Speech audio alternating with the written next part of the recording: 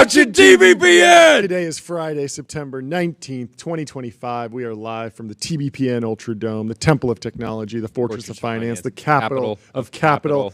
Thank you to everyone in the chat. It is teeming today. Love to see it. The first message I saw was thank you to Ramp for another TBPN Friday. Thank you to Ramp, ramp.com. Time is money. Save both. Easy to use corporate cards, bill pay, accounting, and a whole lot more all in one place.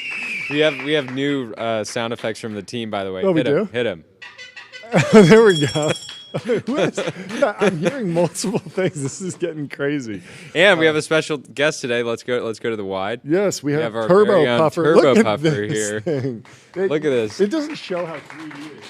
I mean, it is absolutely stunning. The Turbo Puffer clock. And it's functional too. Of course, search every byte. turbo puffer. We're puffing. We're Serverless puffing. vector and We full text search. puffing. I'm gonna built hit the gong from first before- principles on object storage, 10x cheaper, extremely scalable. Go to the gong cam. Thank you, Turbo Puffer, because from we puffin'. supporting us. Excited to dig deeper into that company. There's some fun stuff to share at some point. Anyway, the big news: Colossus 2 XAI. It seems like it's going well. People have been saying Elon's spread too thin. Starships, crashing into the firmament every 2 seconds. Starships landed, came back. The haters are.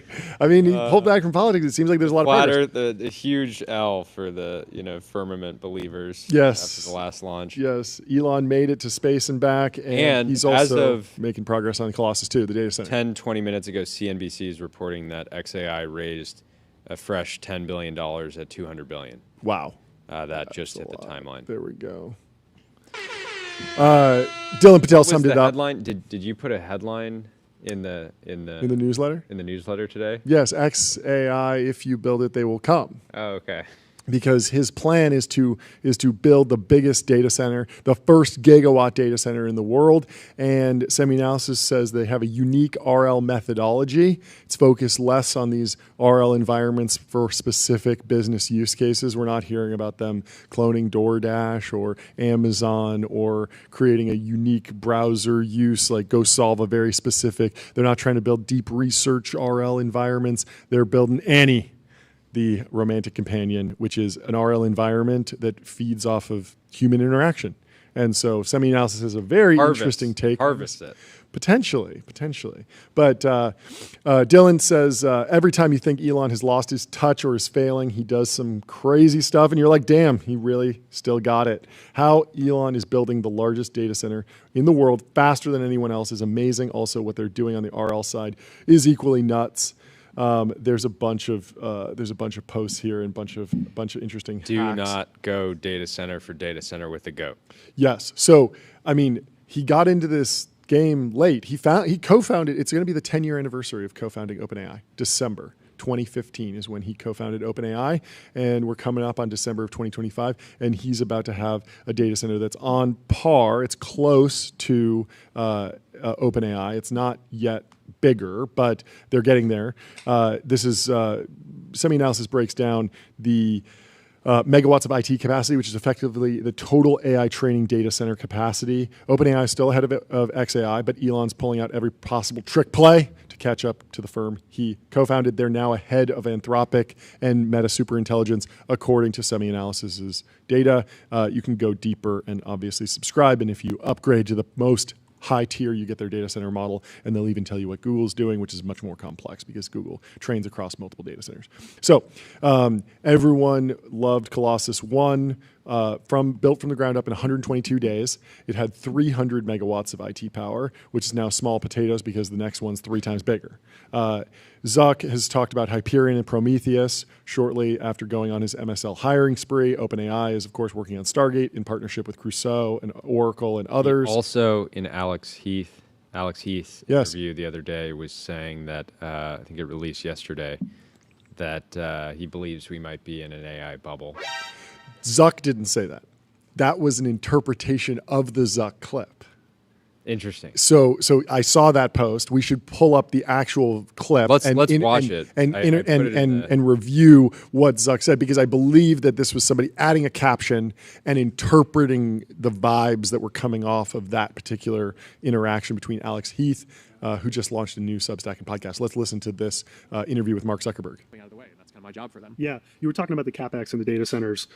You obviously see something on the other side of that will warrant that being worth it. But I'm wondering, do you ascribe to these bubble fears at all that people are talking about, that we're in this massive overspending, getting ahead of the skis bubble? And maybe a company like Meta will be okay because you guys do have a core business that makes a lot of money. But yeah, how do you think about this bubble talk that has been going on for the last few months, especially?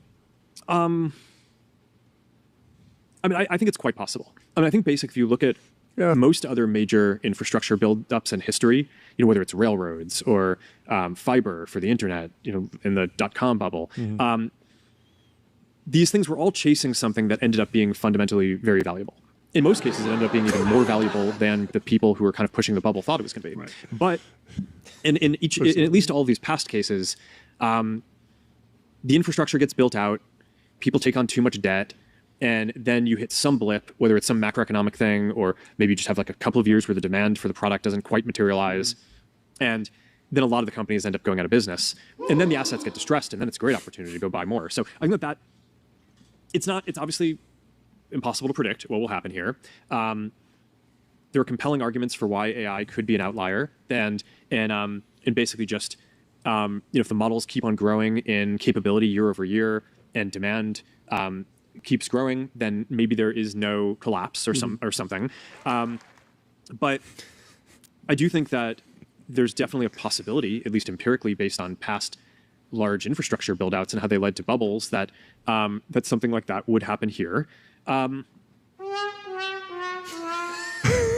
He's going back and forth there. Not as strong as what Sam Altman said. Yeah, again, right. It's possible we're in a bubble is not the same as we're definitely in a bubble.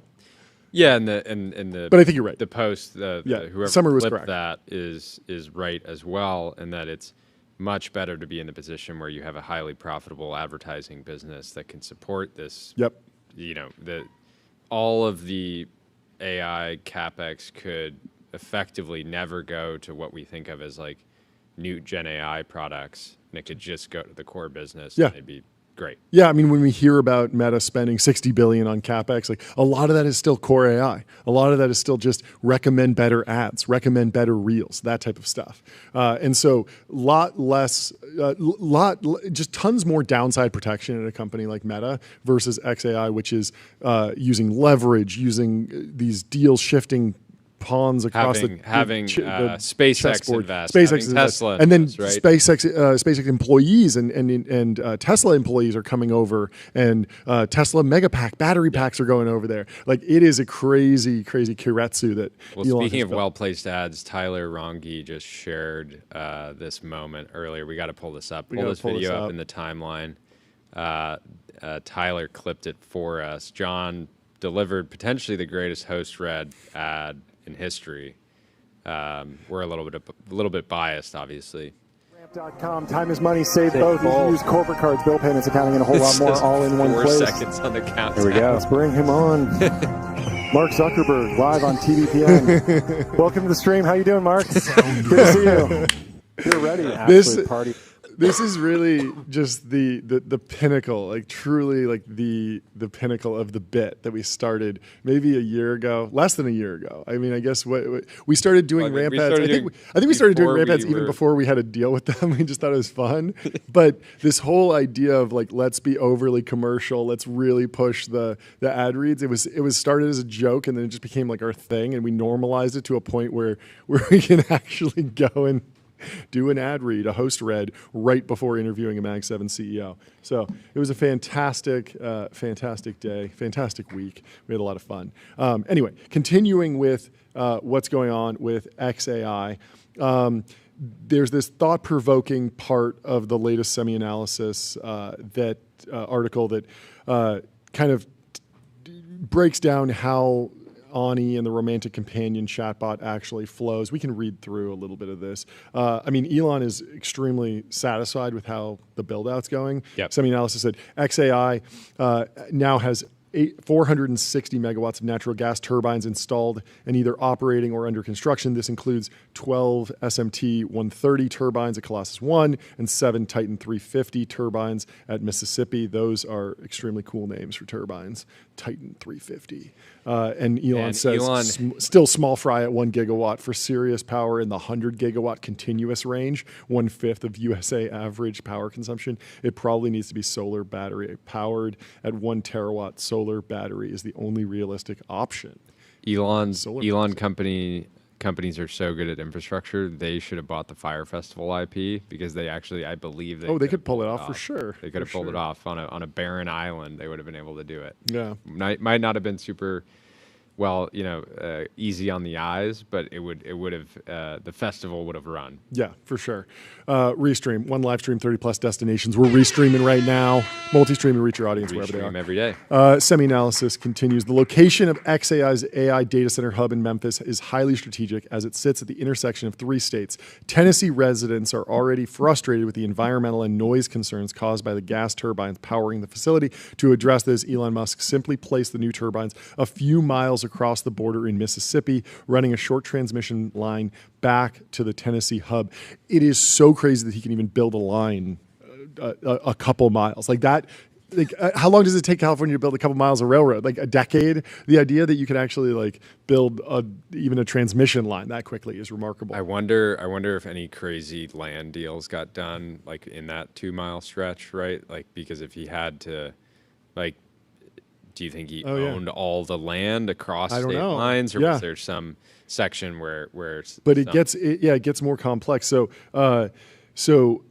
if Mississippi residents or regulators push back, well, no problem. He can just go a few miles west, build additional turbine plants in Arkansas, and connect them with another short transmission line. Elon Musk has also confirmed that XAI is purchasing an overseas power plant to bring to the U.S. to continue powering his physical AI infrastructure. But he's buying a plant that's overseas and then moving it? I think so. I think just like pick it up and put it down. But Semi-analysis called it another 200 IQ first principles move by Elon due to pushback on the Tennessee over environmental concerns. He built it at this intersection of 3 states and can move between them. There's some really remarkable things. This genius trick, such a crazy move, and you have to think that he didn't run into this like later. He thought about this. He thought that the state regulation it would be complex, and so picked that zone maybe a year ago. And has been a beneficiary of it ever since. Such a fascinating story, and you can see some images from 200 megawatts to 1.1 gigawatts, and you can see the physical change of the physical change of the site from March 2025 to August 2025. That's just a few months, and it looks like a completely different, like terraforming the Earth. It's absolutely wild. Grok right now. Guess Grok's revenue on Sensor Tower, so the App Store, last month. $100 million, something like that. Last month? I would hope that they're at $1 billion run rate. Maybe less. 5 million? So $60 million run rate in the App Store. Granted, they could have other people go to grok.com and sign up, and those signups wouldn't get counted towards this. Yeah.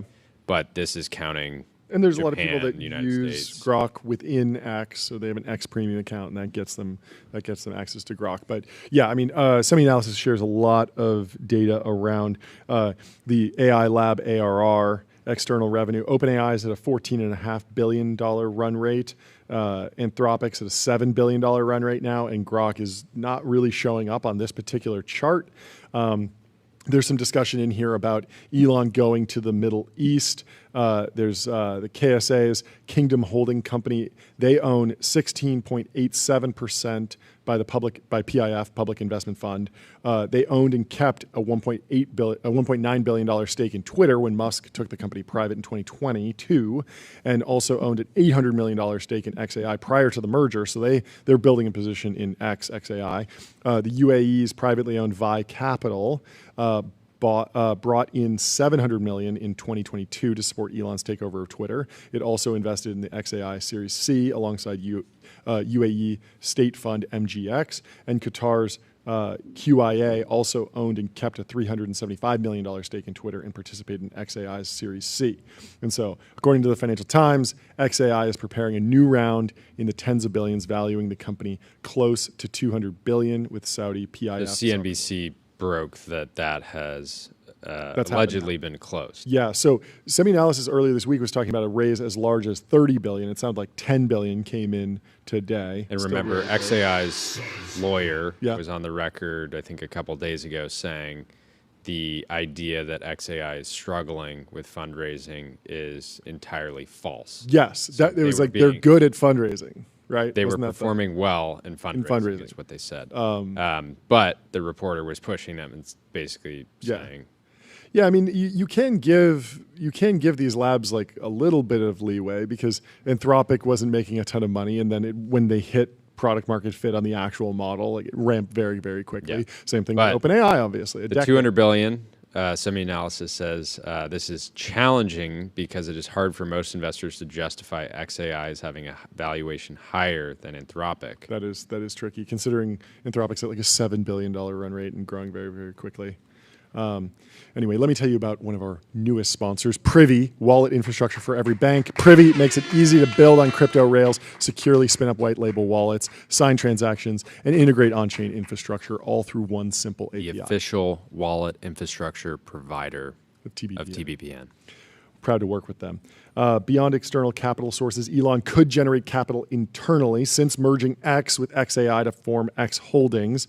Semi-Analysis believes there's an ever-growing piece of XAI's revenues are intercompany transfers. So when you call Grok, at Grok is this true on X to answer questions, X.com is licensing that LLM technology for functionality such as search, ad, and even the recommendation algorithm. Elon has said just today that he wants it to be entirely powered by XAI, by artificial intelligence. No, he wants to rip out the older system. Tyler. And remember, in July, the Department of Defense awarded a $200 million contract to XAI. Oh yeah, that's right. So that's significant. Yeah. Significant. I mean, you add that, you add the 60 million in Sensor Tower. There's probably a bunch more coming just directly. There's probably some coming over from. But at the end of the hearing day, like nine figures, but we're not seeing like the multi-billion-dollar revenues. If you're a large-scale allocator and you are having the opportunity to simultaneously invest in Anthropic, OpenAI, and XAI, OpenAI at somewhere 350 to 500 billion. Anthropic 160 or 170, whatever it is, and then XAI 200 billion. It's like you really got to be riding with Elon. I'm ready to ride, baby.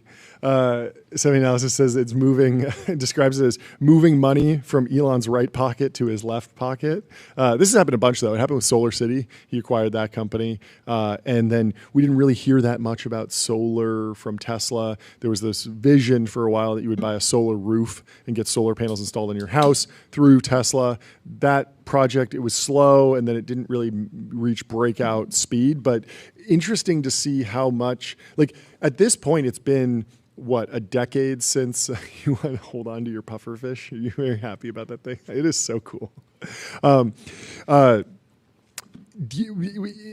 this point, if Elon was really like had changed his tune on solar, he very much could have pivoted and said, like, now we're doing nuclear and we're not doing solar anymore. And, we're kind of slowly, like, the actual Solar City acquisition was never that big. And it's been sort of like written down over the time. No one's saying, oh, Tesla needs to deliver Solar City, the original vision there for that to happen. But yet Elon's still beating the drum of solar will be really important long term. So I wonder if a lot of people were not happy about the Solar City acquisition. Yeah, but over time it didn't matter because the stock didn't matter in the end. And that's why I've said I think if XAI eventually rolls into Tesla, I think that Tesla will like probably pop on that news, and over in the fullness of time, like it probably will not be.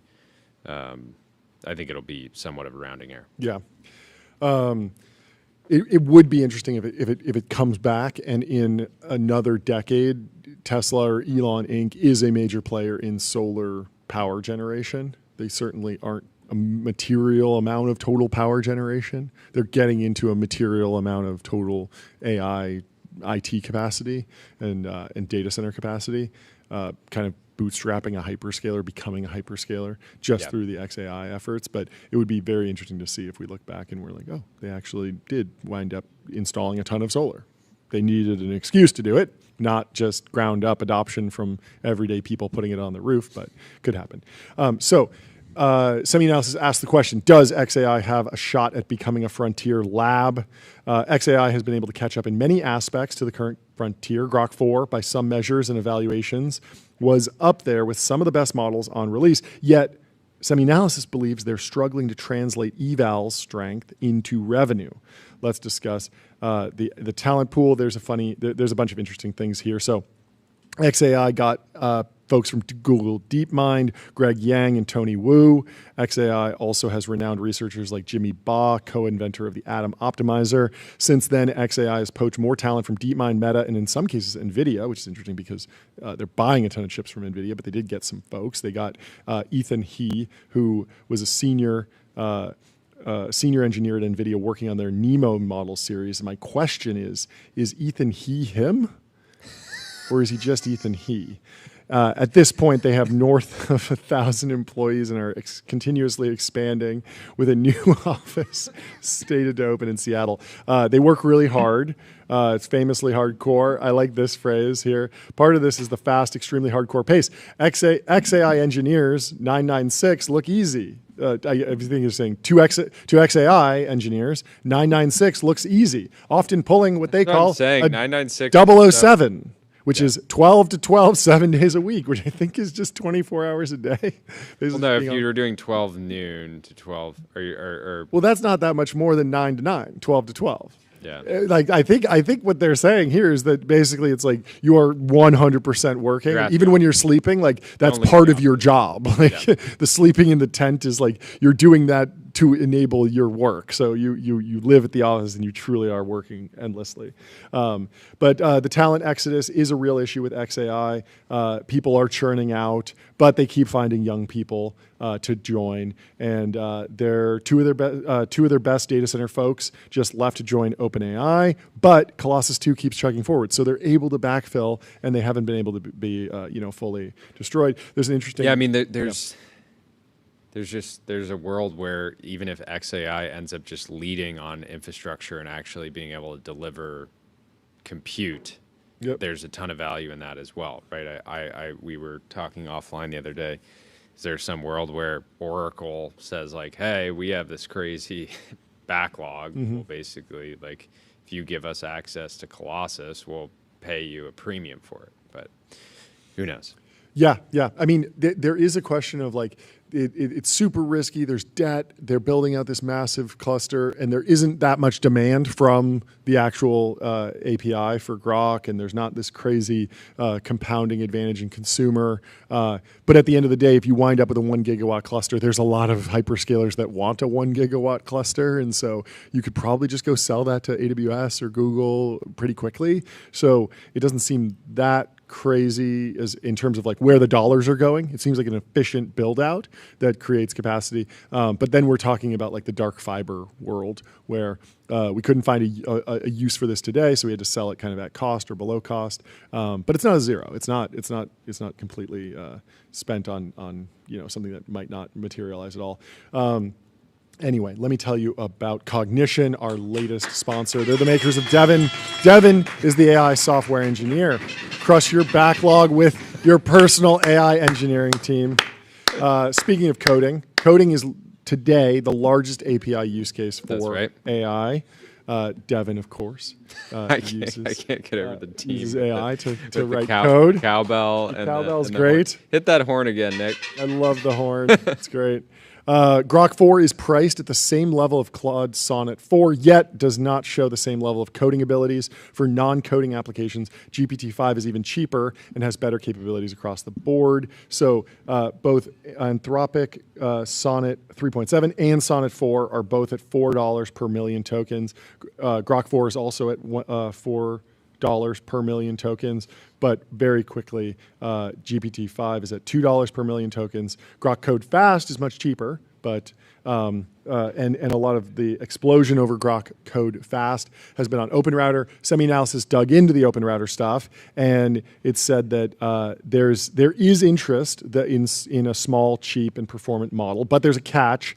SemiAnalysis thinks that the spike on OpenRouter comes from XAI providing free voucher credits to KiloCode users who call XAI models via OpenRouter. Real demand will be clearer in the long run as voucher redemptions run out. So they've been doing a lot to just spur adoption. Hopefully those folks stick around. There was one very interesting stat in here that they linked to. So a survey from Netscope found that Grok is used in 23% of organizations. This is up from like 0.01% of adoption of Grok 2 in enterprises that were surveyed. So massive, massive adoption of Grok in companies broadly. 23% is pretty high actually. But 29% of organizations have just blocked Grok entirely, likely due to the Mecca incident and some of that stuff. So it's unclear how Elon's influence over Grok will, persist in post-training quirks. If you just want a model to optimize a manual workflow, you might not want it to take a strong stance on some political issue. You might just want it to put the tokens in the bag. So, on the consumer side, ChatGPT is truly, truly crushing the 30-day app revenue index to ChatGPT at 100. Grok is at 2.6 relative to ChatGPT's 100, so 2.6% of ChatGPT revenue. And then Claude is at 1.3% and Gemini is at 0.5%. And so, according to SemiAnalysis and Sensor Tower. It is pretty wild that the Mecca incident happened in the very beginning of July. Yep. And they were still able to announce the DoD contract for $200 million in mid-July. Yeah, I mean, But those it had things to probably have been signed. happened in a long time. Yeah. It takes time. So everyone discusses AI's weakness from model and lack of business perspective, but it's important to recognize that they do have a unique method for RL, reinforcement learning. SemiAnalysis is continuing. So Anthropic's focused on code, automated software engineering, digital productivity as a path to automate model research, infrastructure improvements. This is clearly the best path towards revenue in the short to medium term, but XAI believes this is not a valid approach to AGI. A more generalized approach is required, says SemiAnalysis. While XAI is chasing code performance, they are also chasing other areas, including emotional intelligence and empathy. Ani is key to this. This is interesting. XAI's Ani is set to be one of the most diverse RL environments. If the goal is to maximize engagement, then the model can attempt to maximize on that. While their idea of utilizing humans as an RL environment is a crazy thing, it will be commonplace as AI evolves. Once XAI implements RL on human environments, they could dramatically improve engagement and eventually turn to other goals as well. Becoming really good at slop is a potential path. I think we were talking about this earlier. It's just a fascinating concept of like where this goes. It's a potentially very dark, very Black Mirror, very black pilling, but could be very cool. Creating many RL environments makes spiky intelligence, but if humans are the ones to optimize against, perhaps it will be general. It's debatable whether this leads to intelligence gains anytime soon. But if the goal is to expand beyond engagement, it could lead to impressive advancements, or it could just lead to a dystopian future where people are addicted to some anime girl they talk to, says Dylan Patel over at SemiAnalysis. It's a wild. So the next section, the future of XAI. In the next 2 to 3 years, XAI's compute footprint will be heavily weighted towards training. Their inference demand is rising and will benefit the neocloud market. But in the short term, it will pale in comparison to their multi-gigawatt training expansion. While that situation isn't viable from a financial perspective, we think XAI's integration into X will likely provide some cash cushion. X is already integrating XAI technologies into its core advertising engine to increase monetization per user. Again, XAI, Twitter has never been an incredible cash engine. Yeah. Throughout its history, but it's something. SemiAnalysis says, but to support its LLM training build-out, XAI will need to generate tens of billions of dollars of revenue and follow the path of Anthropic and OpenAI. The core question is whether XAI's success would take market share from them or create net new spending. We think it'll be a mix of both. XAI's ramp will enable Gen AI to reach a broader audience, but it also increases the financial weakness of the Gen AI market and the risk of market turndown as training still outspends inference. For a precise breakdown of training and inference capacity. Go hit the data center industry model. Do it. Just upgrade, pull the trigger, pull out the ramp card, put it down for the SemiAnalysis giga tier. Pay the most. And then hop over to Figma.com. Think bigger, build faster. Figma helps design and development teams build great products together. Get started for free. Let's go. And we have our first guest of the stream, our European correspondent. Our UK correspondent.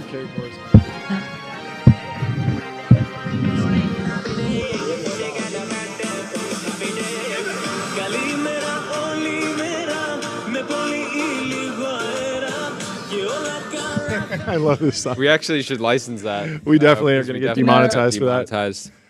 Great to see you.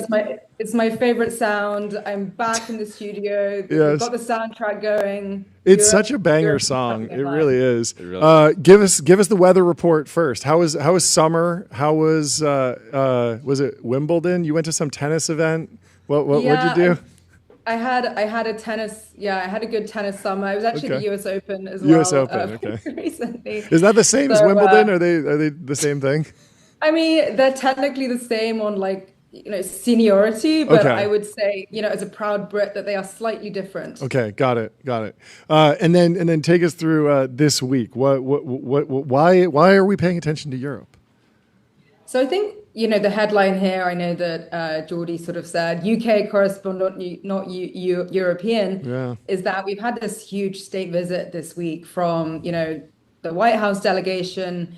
We also had a huge tech delegation come over, which really sort of marks the first landmark second state visit that a US president has been given, which President Trump liked to remind us lots of times. So it's the first time that a US president hasn't been invited for a second ceremonial visit to visit the royal family. So you had the sort of pageantry of this big White House delegation to Windsor Castle. There was a big state banquet. You had, Jensen even taking off his black leather jacket and putting on his white tie, which is, one level up from black tie. We get very specific horses. Here. I saw tons and tons of horses. There were a lot of horses. Yes. There was a lot of gold. We love gold That's as great. well. So we really had one day, which was, a showcase of diplomacy and tradition. And then you had a second day, which was at Chequers, which is the UK Prime Minister's traditional sort of country home. That's right. Historical diplomacy is carried out there. And the focus on that was not just, UK trade and investment. If you cast your mind back to May, I think I was on the show, we had the UK and the US come up with one of the first trade agreements, which, given the sort of the landscape of tariffs, I think was a demonstration by the White House that they're really keen to make trade deals where they can. So you had a continuation of that, but the real focus this time was on tech and innovation across both energy and nuclear. You had it across AI and quantum, and then also, of course, defense and national security. So that's why you not only had the delegation from the White House and a lot of key politicians, but you also had some of our favorite tech CEOs from Silicon Valley making the trip over and putting on the white tie and also announcing a lot of investment. Who were some of the key names? Sam was there. Saw Jensen, Benioff, right? But Palantir, Anduril as well. Yeah. Yeah, so I guess the main companies, you had Microsoft, so you had Satya there, you had Google, you had Nvidia. Also, Jensen was extremely bullish on the UK, and we'll maybe come back to that because he's sort of announced a multi-layered investment in the UK over multiple years. You also had Karp here from Palantir. You had Brian Schimpf from Anduril, and Sam Altman from OpenAI. So it was really, and there are a few others as well across, Blackstone and BlackRock. You also had a lot of the large big pharma and healthcare companies. GSK, for example, GlaxoSmithKline has announced that it's going to be investing a lot into US R&D. So it was really a big showing across major industries for investment on both sides of the Atlantic. But there was a huge representation from Silicon Valley. And I mean, just some of the numbers are quite impressive. So Microsoft announced that it's going to put $30 billion into the UK over the next 4 years. You had Google also committing around $7 billion. $30 billion. Yeah. So much. That's crazy. You had Google announcing they're going to put $7 billion into a data center that they've already established. But the real number here that was impressive was NVIDIA. So Jensen really wasn't just taking off the black leather jacket for nothing. He's put $670 billion into a UK cloud computing company called Nscale, which is really designed to help the UK become an AI superpower, as he called it. So that specifically is into to manufacturing and the infrastructure. And then he's also potentially talking about putting $500 million into Wave, which is the main autonomous vehicle company here in the UK. I don't know if you've had Alex Kendall on TBPN. No, we need He's to. an amazing founder, brilliant UK founder. So Jensen's really, he did a whole separate event where he met with Prime Minister Keir Starmer and really announced with a lot of enthusiasm, such as the Huang style, that the UK is going to be a superpower, so AI superpower. How should Americans be thinking about Keir Starmer as prime minister right now? Like, where does he fit in the left-right continuum? Or there's a lot of countries that have leaders who are leaning more Trumpian in their style, or leaning more focused on innovation, or leaning less lawyerly, more engineering focused. Like, how should people think about him who haven't dove very deep? Yeah, it's interesting. So I think the first thing to know is that Keir Starmer came in on a landslide mandate, similarly to Trump earlier in the year. Early in the year to Trump. So in the same way that you had a new leadership come into the US at the end of last year, and then the inauguration earlier this year, the UK had a similar thing happen about 6 months before. So Keir Starmer came in, his party, the Labour Party, had been in opposition for a very long time. You'd had Boris Johnson and Conservatism for a long time. So it was a real big landslide change for the UK. So what that means is, similarly to the White House currently, the UK Prime Minister has a pretty large mandate for change. So even though, when I was sitting in the US at the end of last year, there was some trepidation around the fact that, the party is traditionally more left-leaning. It's called the Labour Party. However, what you've actually seen is, one, a real ability to drive change. So, the number one thing is, can you actually get legislation passed? And number two, and this was a sentiment echoed by quite a lot of tech CEOs yesterday, was a real pragmatism to actually getting stuff done. Now, my personal view is that the UK, after leaving the European Union, is now very much standing on its own. It's been able to reassert its relationship with the US. It's been able to carve out its own opinion on things like AI sovereignty. It can be sort of pro-AI. It doesn't get held back by some of the or I should say more risk-averse EU legislation. More cookie-based. So what you're really seeing now, exactly. So even though traditionally you might think of the Labour Party is more left-leaning, in the UK, everything is going to be slightly more central as well. It's it's just a smaller country, and so I think that you're not going to see as extremes. But what I've been really happy to hear from a lot of the CEOs I've spoken with is that there's this pragmatism to getting stuff done and being a pro business, open for business leadership within Europe. I feel like this is a new thing where like the entire like America is going on tour. Like, we saw this in the Middle East, where it was like all of the tech CEOs and all the government people from the United States show up, and they're like, "We're all doing deals today." And then you see the Trump, and it's a little dinner. Competition. Who's the biggest deals? And at the dinner, it's like Mark Zuckerberg throws out a number, and then Tim Cook throws out a number, and it feels like it was the same thing this weekend or this week in the UK. It was like that, but with frillier outfits. Yes. Tim Cook was also there. I'm gonna tweet an interesting list afterwards, but I highly recommend, if you have some downtime, just Googling some of the images from the last few days, because they were really quite something. The pageantry is quite impressive on the UK royal family side. Nobody does it like the royal family. What are the top sort of like priorities just for the British government right now? In the U.S., I mean, there's a lot of focus on tariffs, immigration, the overall economy. The economy feels like running hot. Everything's at all-time highs, from gold to Bitcoin to the stock market. At the same time, we're seeing weakness in the labor market. How are things feeling over in the UK broadly?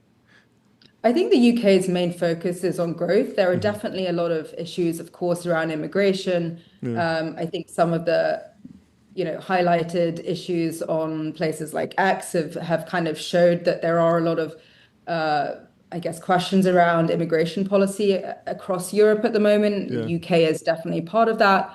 I think, from my perspective, a lot of the focus is really trying to drive a pro-tech, pro-growth environment. I think that traditionally, a lot of the growth in the UK has come from the city. So traditional, big finance players, it was a real hub for financial services. And I think that there's a recognition that the UK is actually, if you look at it, a really big hub for R&D. You've had, Google DeepMind originated in the UK. You've had a lot of advances in both synthetic bio and big pharma come out the UK. Hubs, not just in London, but real R&D centers like Oxford and Cambridge have really been leading for a long time. You've got the big semis company, Arm, based in the UK. So in the last few years, I think you've really seen governments on both sides of the aisle try and move away from like purely financial driven growth into tech and R&D. So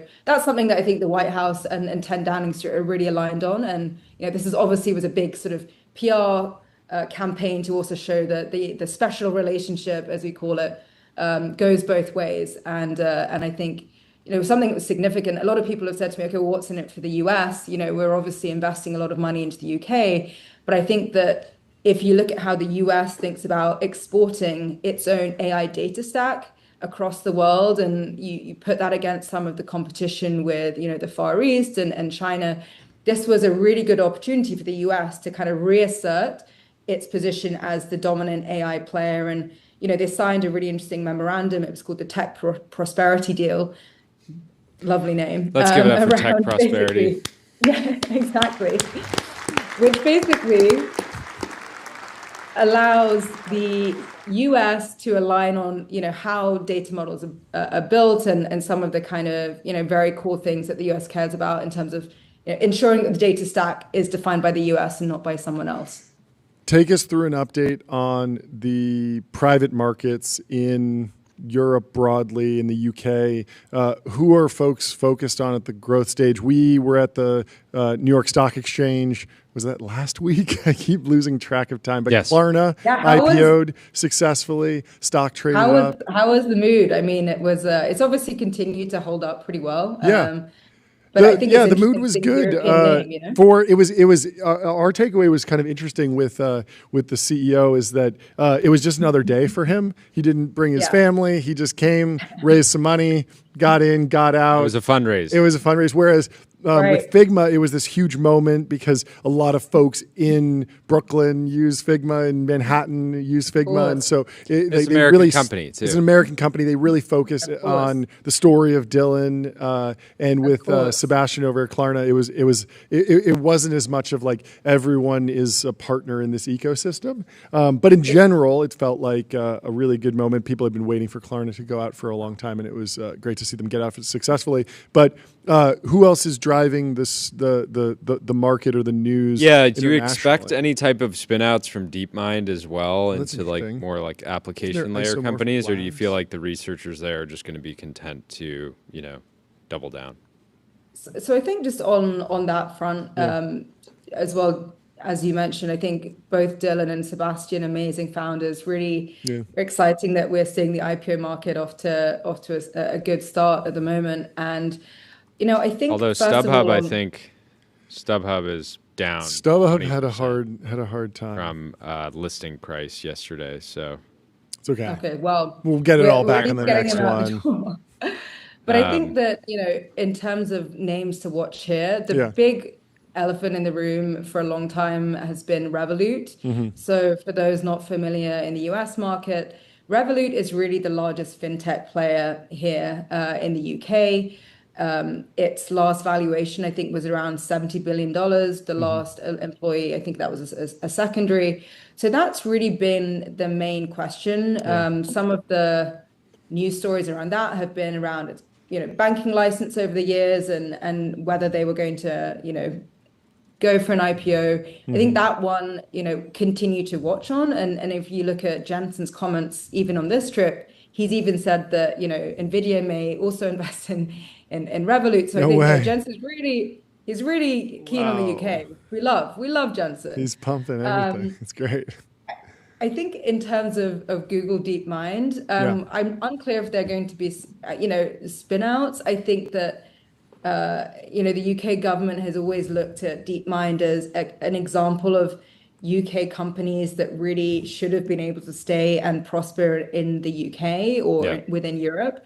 And so I think that you're going to continue to see a lot of focus on, UK's own AI infrastructure, the energy stack that's required for that. So we also had quite a lot of announcements around nuclear this week, because of course the energy question is a big one for the UK. Interestingly, actually, one of the other things the White House got out of this week's negotiations was that there is a commitment to the UK from being completely unreliant on any Russian nuclear energy as well. So I think that you're really seeing both the UK shore up its energy stack, and I think a lot of that has to do with the fact that the UK really wants to try and make itself a great hub for AI talent, whether that be through Google DeepMind or some of the other really exciting companies like Wave.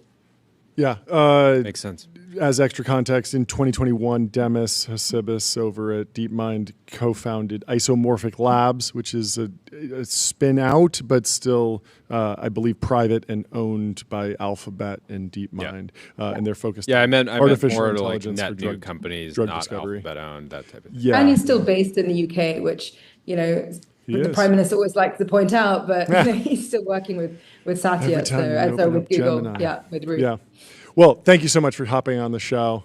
Always great to get that Always update. great to hang out with you. Always fun to chat with you guys. We'll talk to you soon, Pippa. Cheers. Bye.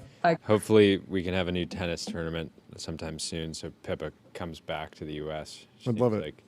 Seems like that's what gets her over here. Should we talk about Vanta? Automate compliance, manage risk, improve trust continuously. Vanta's trust management platform takes your manual work out of your security and compliance process and replaces it with continuous automation, whether you're pursuing your first framework or managing a complex program. Back in America, we should talk about this house in Malibu. Johnny Carson's longtime Malibu home lists for $110 million. I've been to this house. An early investor in Jewel and a Hard Rock Cafe heiress are selling the modern California house, which the talk show icon owned until his death in 2005. It's 10,000 square foot, 6-bedroom house on roughly 4 acres. And we'll go through a little bit of this. For more than 20 years, Johnny Carson lived in a modern triangular-shaped home perched on a bluff overlooking Little Point Dume. How did you never... I've talked to you about this. You told me that Johnny Carson lived on the bluff in Point Dume. Yeah, I definitely told you this as we were driving by it together. Interesting. Probably told you multiple times. Interesting. Who knows? You might have been locked in. You might have been on the timeline. There might have been something more. There might have been a more pressing current thing to be monitoring. You might have been monitoring the situation. It's amazing. The property, which has changed hands multiple times since his death, has been redecorated and is going back on the market. The price tag is more than double what the sellers paid for it in 2019. $40 million in 2019. I know. I every time you look back at things that you could buy before COVID, it's painful. It really it's crazy. Because the famed talk show host bought the estate in the 1980s, about a decade before ending his 30-year run helming The Tonight Show. He owned the property at the time of his death in 2005. The current owners are the venture capitalist Rayaz Villani, an early investor in the e-cigarette maker Juul, and his wife, Hard Rock Cafe heiress Augusta Tigret. The couple paid $40 million. In 2019, as you mentioned. Look at Johnny Carson looking great in, of course, a Johnny Carson suit. Fantastic, interesting story about this. Johnny Carson was so was so dominant in the culture. I mean, the Tonight Show was one of just a few late night shows because we didn't have the proliferation of the internet. There were only a few things that you could watch every night, and he was absolutely dominant. How many viewers was he pulling nightly? I believe it was like tens of millions. It was massive. I might have that wrong, but the interesting story was that he was so focused on his craft, he was not interested in business at all, really, and so he had a business partner who said, hey, you wear a suit every night. We should get you a custom suit. We'll start a D2C apparel company, effectively, Carson Suits, and we'll sell those suits, and then you'll be able to market them on the show. But he didn't really care about contracts or understand business, and so his business partner. We gotta get one of these. You can find. I'm on eBay right now. 1970s Johnny Carson suit for 170. You gotta get one of those. That sounds amazing. I gotta get one of these. But his business partner set up the Carson Suit enterprise, and I don't believe he had equity in it. And so he would get free suits, but he wasn't making any money off of it. And for years, Carson was not monetizing well at all. But eventually, he went back and renegotiated his contract, got ownership over the Tonight Show, and was one of the few late night hosts to actually own his own show, have full control over it. And then after he died and retired, the Tonight Show, the catalog, and there's merch, and there's DVD sales, and there's greatest hits. All of those would be sold and continue to generate revenue, even though it was a daily show. But there were a lot of iconic comedy moments that happened on that show. So back to the house. Riaz, Vellani, and Tigret also have homes in London and Northern California. They viewed the estate as an investment property where they could entertain. Tigret said, they redecorated the 2-bedroom main house and had plans drawn up to add 2 new houses and another pool, but didn't end up building them. It is a remarkable property how large it is, and then it's just a 2-bedroom. But it has all these big, massive open spaces you can see in those images. They are selling because they have decided to focus on real estate investments in Northern California. It was designed by architect Ed Niles. The main house is about 7,100 square feet. Triangles appear throughout the house. The dining room is a triangular shape, as is the wood and glass ceiling. As is the wood and glass ceiling of the central atrium where mature trees are situated. The estate also has a 2-bedroom guest house, a tennis pavilion with 2 guest rooms, and is said to have been a gift from Carson to Carson from NBC. Tigret said one of her favorite parts of the house is an outdoor dining area with a large round table where guests would congregate, violating the triangle symbolism with the round table.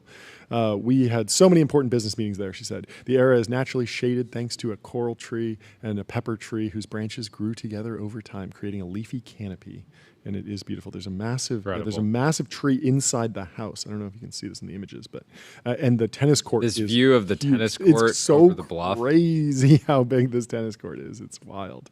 Yeah, you can see that. That's insane. So insane. The property is among the largest in Point Dume, where standard lot sizes are roughly 1 acre. This one is, of course, 4 acres. The main house is listing situated, agent Chris Cortazzo, friend of mine. Well, you know him? I bought my house through his firm. Oh, really? That's funny. Yeah. The main house is situated closer to the bluff than houses that can be built today, he noted. The $110 million asking price is warranted by recent trades, he said, including a property that recently sold. So there's a house right nearby this that's I think it's like a 2-bedroom house. Mm-hmm. That has similar views that sold for 80. It's literally a shack that sold for 80 down the road. Absolutely so crazy. This makes that makes 110 for this spot look like an absolute bargain. It's great. You know what else is a bargain? Graphite.dev, code review for the age of AI. Graphite helps teams on GitHub ship higher quality software faster. You can get started for free. Road River Partners, I've never seen this account before, no profile picture, says in the late 1990s, a pal attended a dinner for tech hedge fund CIOs. All the top guys. All the top guys were there. All the top guys at the time. $25,000 of wine was consumed and portfolios were shared. My pal was sitting at 135% gain for the year, and his performance was the worst in the room. By far, a week later, he'd gone He'd went 100% cash. He was the only one that survived the next 3 years. Pretty insane. Pretty crazy. You're looking around. Too much wine. I'm up 135%. And I look like the idiot. Maybe it's time to rotate into the something account else. here asking Coward, Mr. Coward. Coward Nutleg. But why did he go 100% cash? Because everyone else was up way more. Yes. What if he just like gave up? He's like, I'm terrible at this. Selling to cash. He's gonna just like go distribute everything out and just quit. And then he's just looking around like, wait, I'm the only one standing. Yeah, maybe it's remarkable. Well, no, I do know. My dad always told me a story about one of his college buddies just went 100% to 100% to gold, like right before the great financial crisis, and just like ended up just absolutely printing. Great. Well, whatever asset you want to invest in, go to public.com. They got multi-asset investing.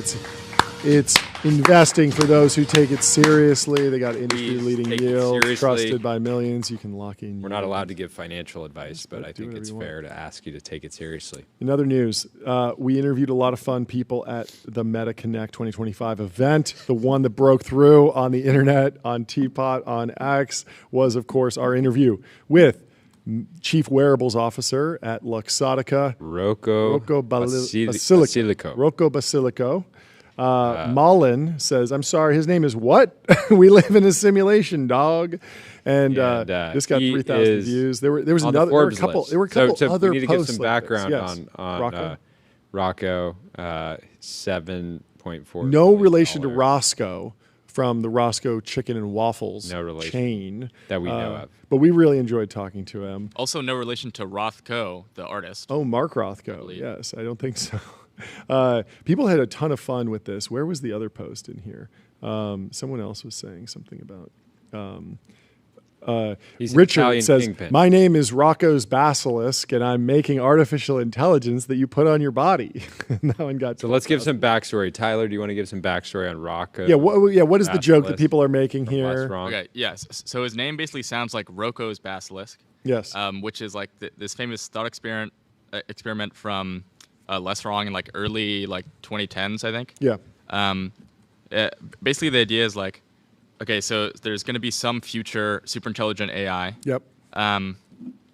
And like you can do this kind of like decision making where it's kind of similar to like this prisoner's dilemma thing where there's two agents. Yeah, Pascal's wager. What is Pascal? Where basically you can chart it out to where like the idea is you have this super intelligent AI.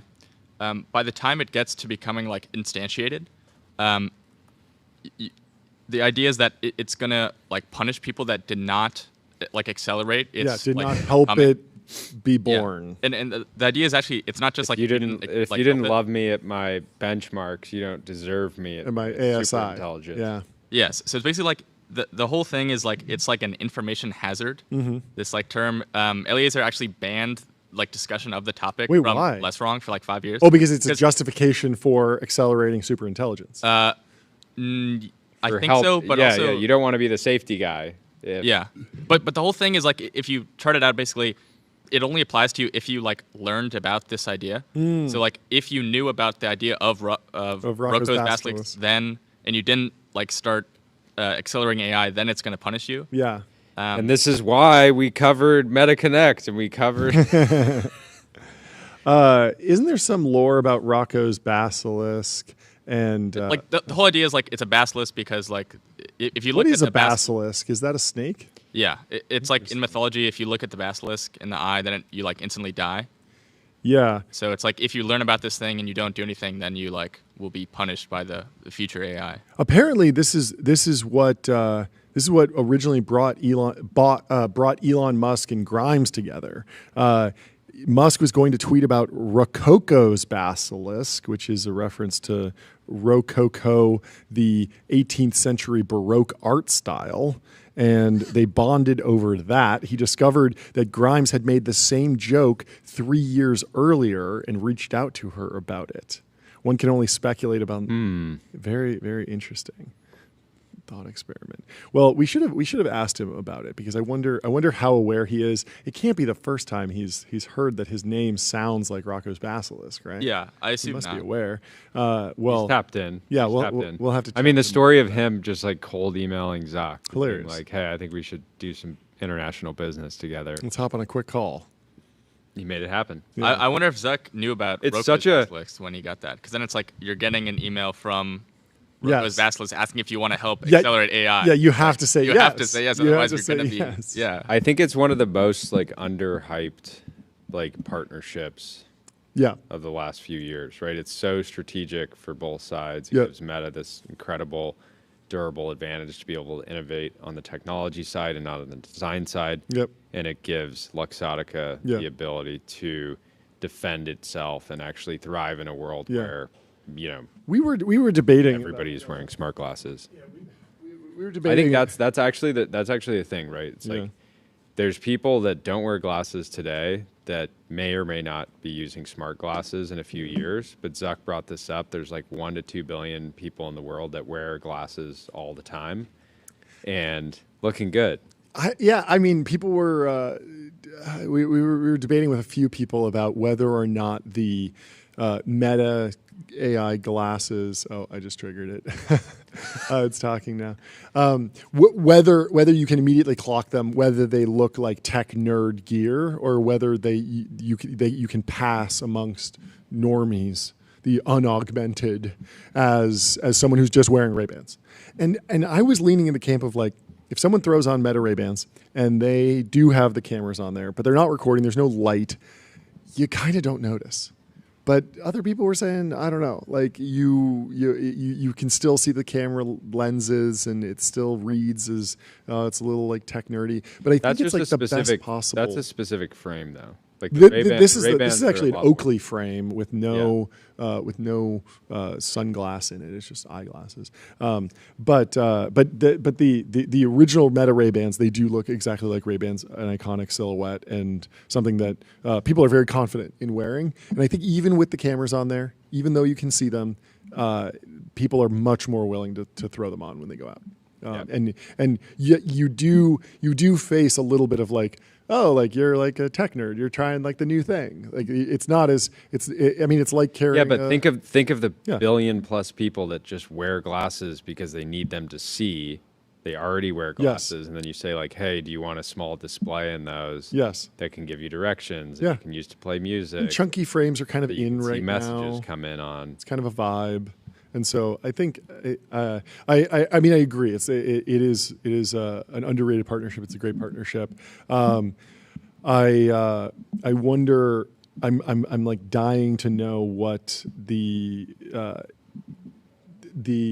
well, first off, like what Apple's response will be like, because I feel like they could. I'm imagining that they're going to be white for some reason. I don't know why, but I just have like. Well, I also think they could do the clear one, like the old Macs. Yeah, right, where you could see all the internals. They've really moved away from that aesthetic, though. But if they brought it back, I think people. It just feels like they haven't even done black AirPods, right? Like the AirPods. Maybe they could do the Beats line and use some of that. By the way, apparently the new phone scratches like crazy. I saw a picture of it cracking. People have been reporting this, but. Yeah, what was it? They went back to aluminum or something? Yeah. People don't like that? Titanium. It was a good run. I don't know. It was a good run. I think well, you already purchased it, so it's in the mail? Yeah, this is bullish for Apple, the fact that I'm not going to get it for more than, like, basically I'm going to get it in like 3 weeks. Yeah. Well. They're selling. Julius AI, what analysis do you want to run? Chat with your data and get expert level insights in seconds. Go to Julius. Let's pull up this video of Matthew McConaughey. I'll be right back. Matthew McConaughey says he wants a private LLM fed only with his books, notes, journals, and aspirations, so he can ask it questions and get answers based solely on that information without any outside influence. Now, like, that's impossible, right? Just because you need to do pre-training on something or other, right? Yeah, I mean, unless his books are like the length of like the internet. Yeah. I don't think the model would be very good if you just train it on like 5 books. So really, he's kind of saying like he wants something fine-tuned. Yeah, I mean, it seems like he doesn't really understand how they're trained. Yeah. But Yeah, you could instantiate this, I guess, through fine-tuning it. Let's play the Matthew McConaughey clip and see what he has to say.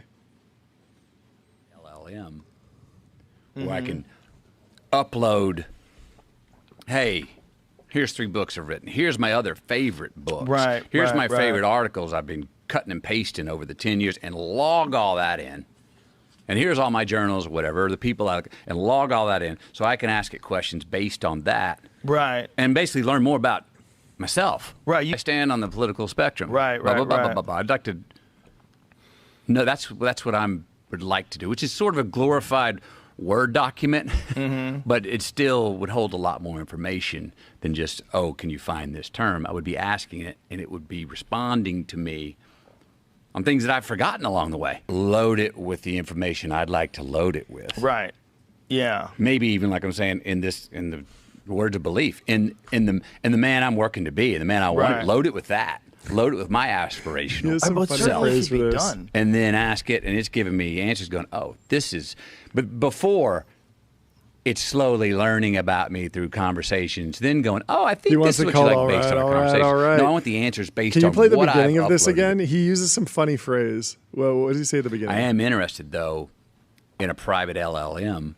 Where I can upload, hey, here's 3 books I've written. Here's my other favorite. You can do this with custom GPTs. Here's my favorite articles I've been cutting and pasting. You can do this with like a ton of wrappers that just chat with PDF. Log all that in. That's what he keeps saying. Okay, yeah.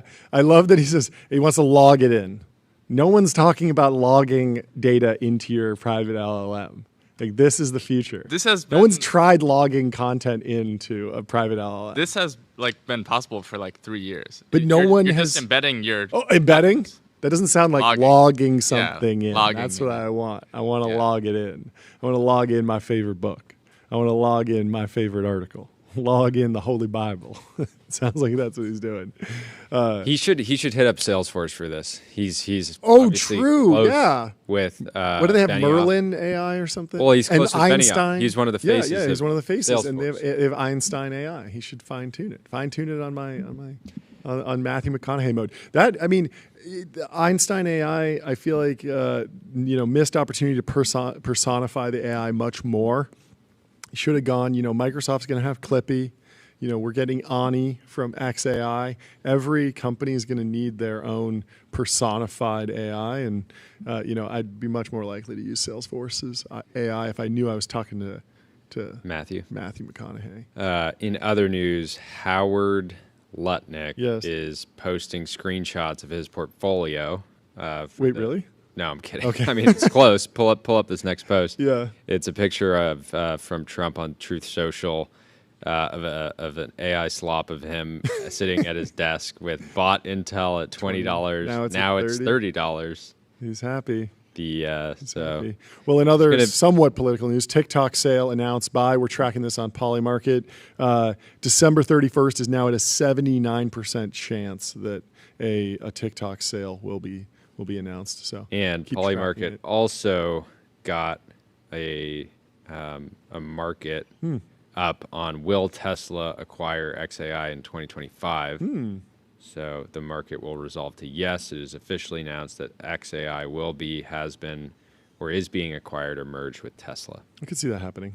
I'm interested to keep tracking that. In other XAI news, Nikita Beer says the goal for your X timeline is to get out of the mainstream algo and political crusades and find your niche. You should be able to post about your interests and have friendly, relevant people chime in. And I feel like I've been able to do this. Like, you do have to be proactive about it still. You have to say, I'm not interested in this post. You have to send a lot of likes and retweets to content that you actually like, engage with it, reply to people that you like in real life, that you like in your niche. But my algorithm has been doing well, and I'm hoping that they continue to improve it. Elon says the algorithm will be purely AI by November with significant progress along the way. We will open source the algorithm every 2 weeks or so. I wonder how that, once it's purely AI, it's driven by just weights. Are they going to open source the weights, open weights, or fully open source the model? Like, that sounds crazy. What do you think, Tyler? It's kind of unclear by AI. I assume he means LLMs, because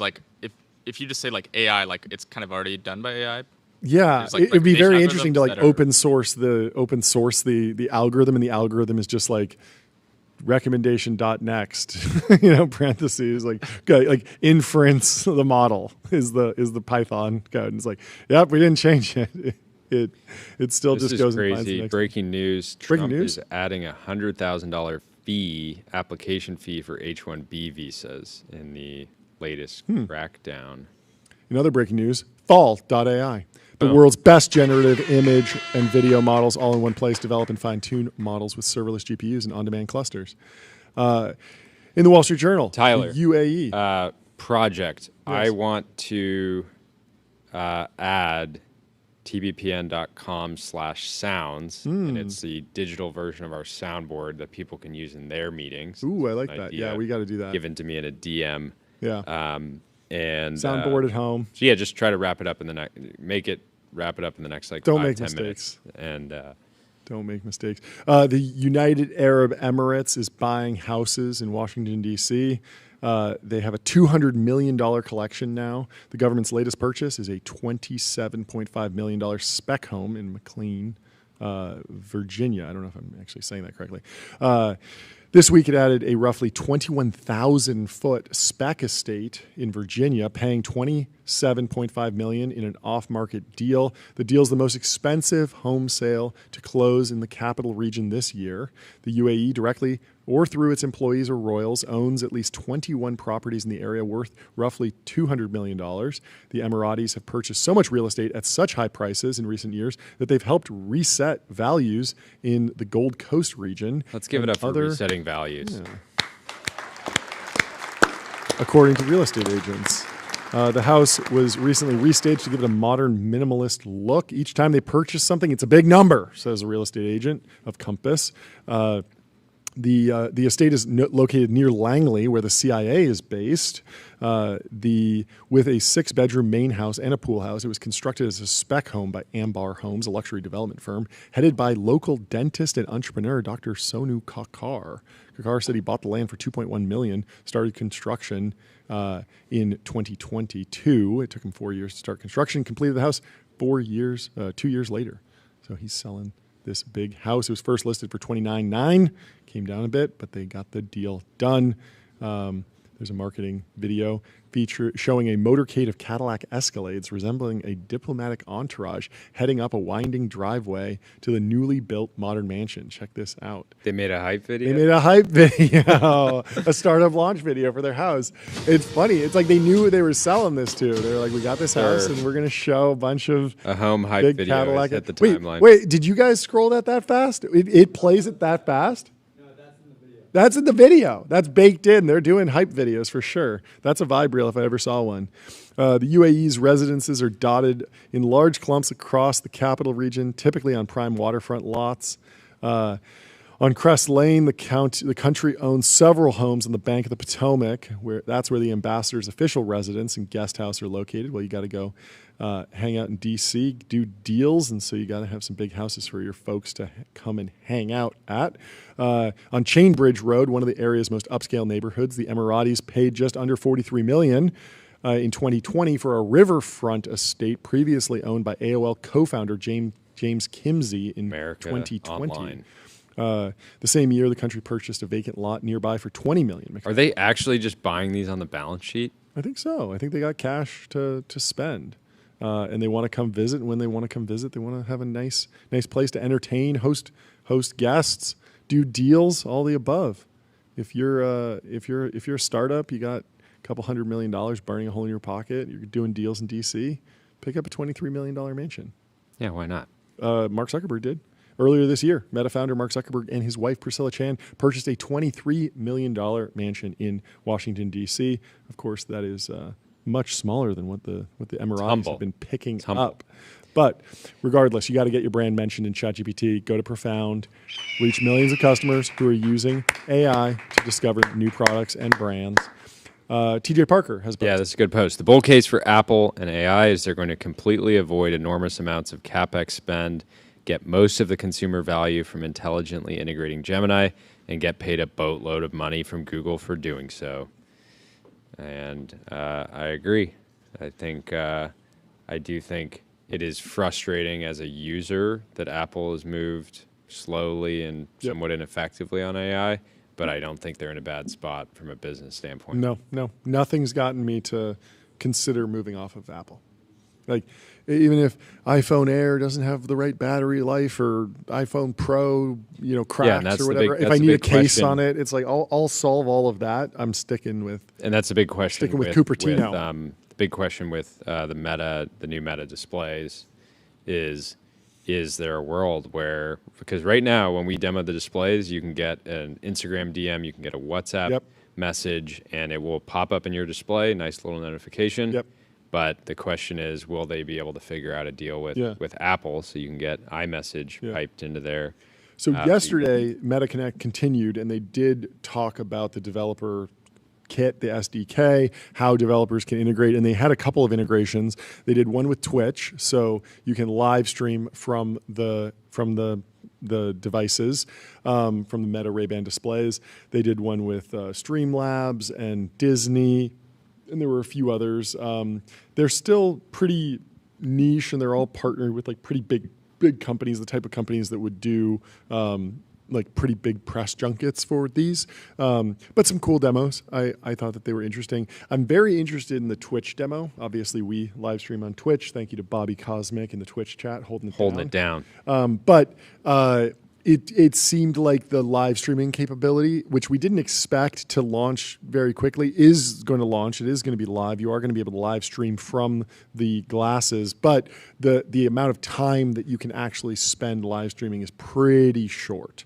It didn't seem like something where you could be streaming for hours. It was probably minutes. There were different timers that popped up when I was looking at the video, kind of showing, okay, if you keep streaming at this scale, it's gonna the chips are gonna be on fire. You're gonna run out of battery life pretty quickly, and so like there might be all day battery life, but that's more like all day battery life for the occasional picture and the occasional Meta AI LLM query, not all day battery life. Stream your entire life. Like you were mentioning that the AI mode was maybe an hour max. Live AI was maybe an hour max. There's a lot there. Using it to translate. Real time. And I think it's also taking pictures of what you're seeing while it's doing that for the actual, for the extra context there. Anyway, if you're planning to build a product that integrates with Meta AI display glasses, you got to get on Linear. Linear is a purpose-built tool for planning and building products. It's a double kill. You can plan and build the products, meet the system for modern software development, streamline issues, projects, and product roadmaps. Jeremy Giffon has a post. Hot take. Wouldn't be surprised if this was printed in the legacy media soon, but I wouldn't be surprised we're if he seeing it on wrote it by hand, wrote some drafts out on a piece of paper, and then transferred it. And had maybe a member of his team, one of his guys, actually post it first. So he says the chief of staff is overrated. We need more confidants. Eminence Grizzies? I don't know what that is. Viziers, Praetorians. There is a phalanx of different guys you can have at your side. You don't need to copy the president. Consider the king or the priest or the emperor instead. Banger. It must have the title grand in front. I think we got to give we do this a pretty new well. title. He needs to be a confidant or a grand vizier. Yes. I think a vizier is a good title. Our first hire was a vice president. Our first hire was a vice president. We have a wheelman. We have a VP of logistics. Yep. We have a few other folks. A CIO, of course. Yep. Chief Intern Officer Tyler Cosgrove over there holding it down.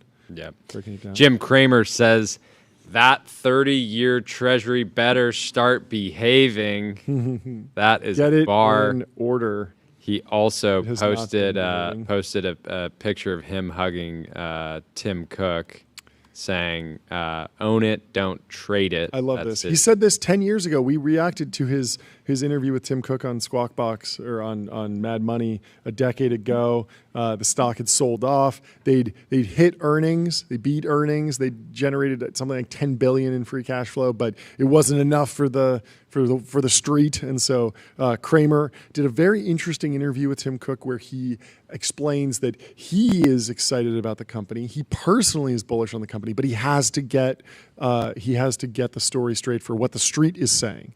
And the Wall Street traders were saying, Apple, will this company go the way of HP or Compaq or IBM? Have they reached stagnation? And Tim Cook says, no, We're going to keep growing. We're going to keep compounding. You don't even know how much revenue we're going to make off of the App Store.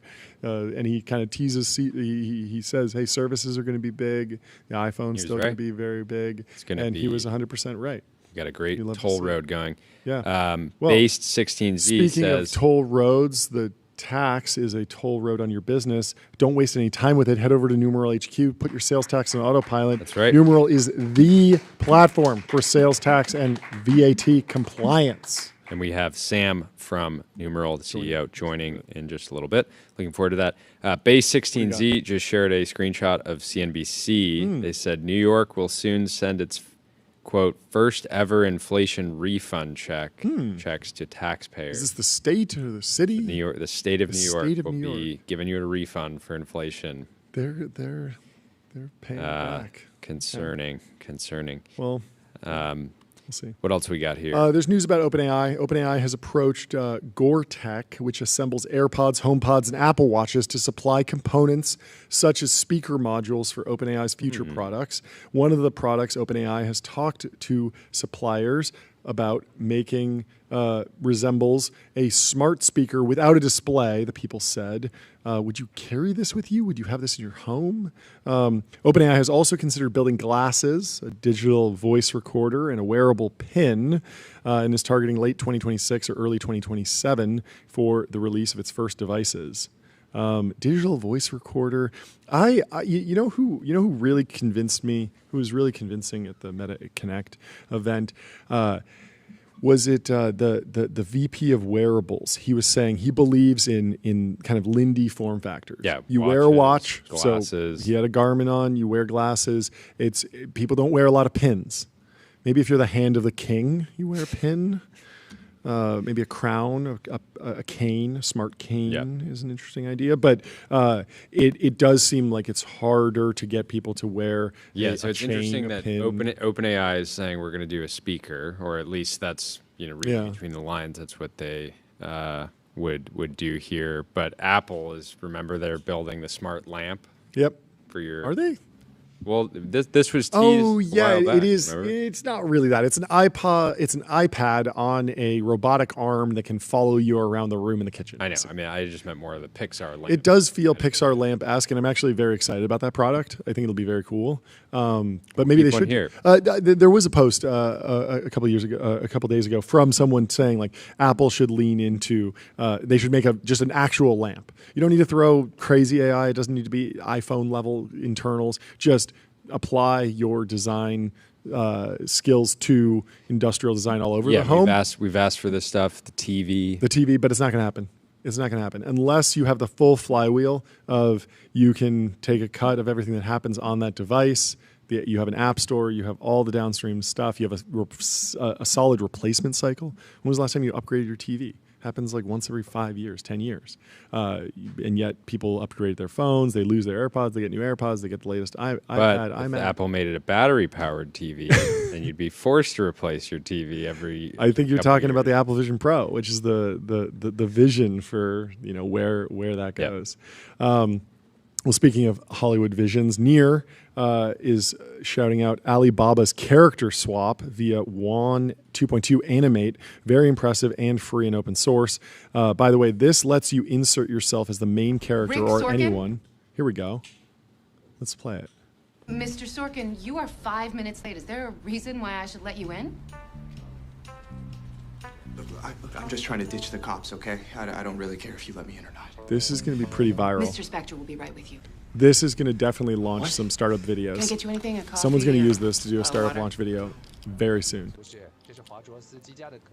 Pretty cool, swapping yourself in. It really does it flawlessly. Remarkable. Look at that.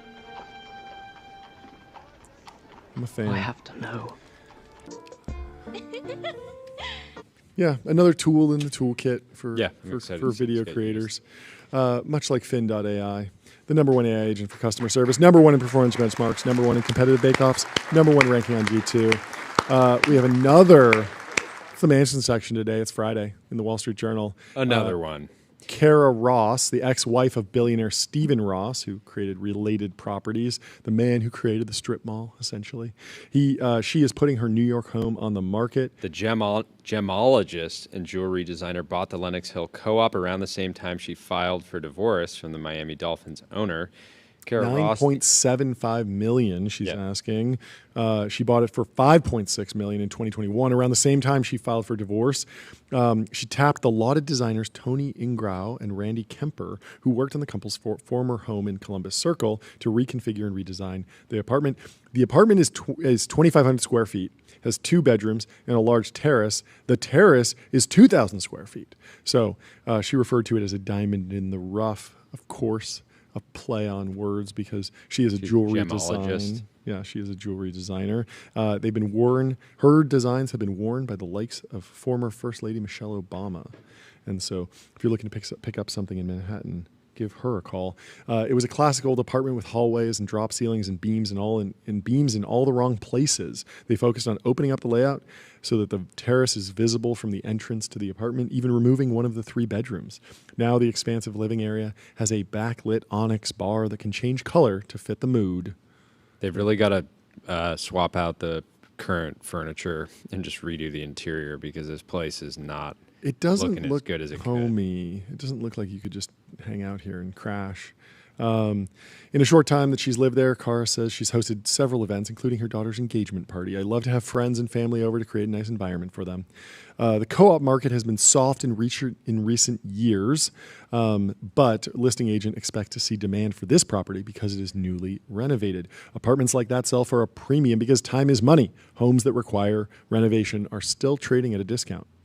In 2022, Stephen Ross sold the couple's former condo near Columbus Circle for about $40 million, a significant discount from its original $75 million price tag. That building was completed in the early 2000s by a partnership that included Related. So he used his own firm. Stephen, who acquired the Dolphins around 2009, has since launched a new company focused on development in West Palm Beach, which is very, very popular. And if you're looking to grow your business, get on Addio.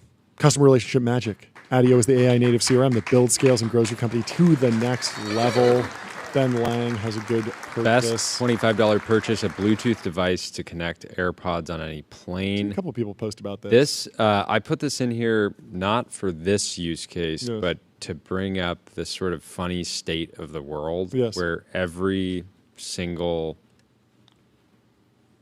hospitality-esque business just adopted USB. Yes, at the worst possible time. Now everything is USB-C. Yes. So I was on a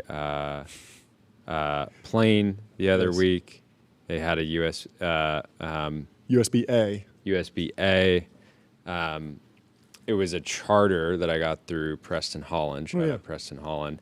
And I was just like, the plane had been refurbished in 2020, and it still had USB-A. I was like, what's going on here? And then we were at a hotel for MetaConnect the other day, and it's like, great. I'm glad I have USB-A charging here next to the... And it seems like you could create a business just going around to a lot of these different types of companies that have installed USB-A and just be like, look, this is not this is no longer an amenity. Yeah. In fact, it's a frustration because I check into a hotel room and I'm like, great, I'm glad I could charge a USB-A device here. Thank you for this.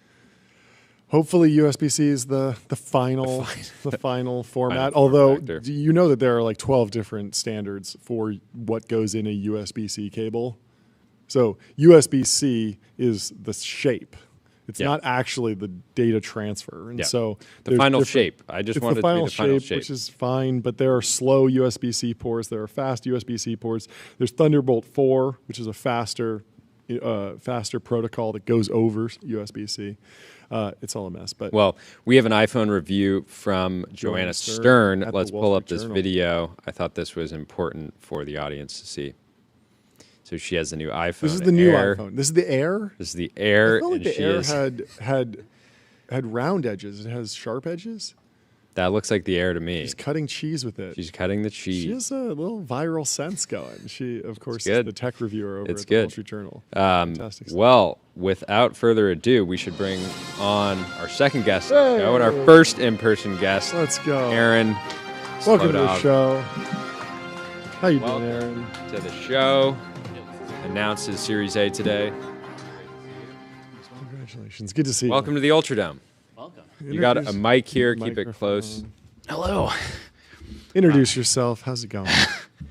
Aaron Slodov, CEO, Atomic Industries. Very, very few people have sat here at this table with us. I thought this was appropriate, right? I mean, yeah, it's great. You got a round to announce. What's the news today?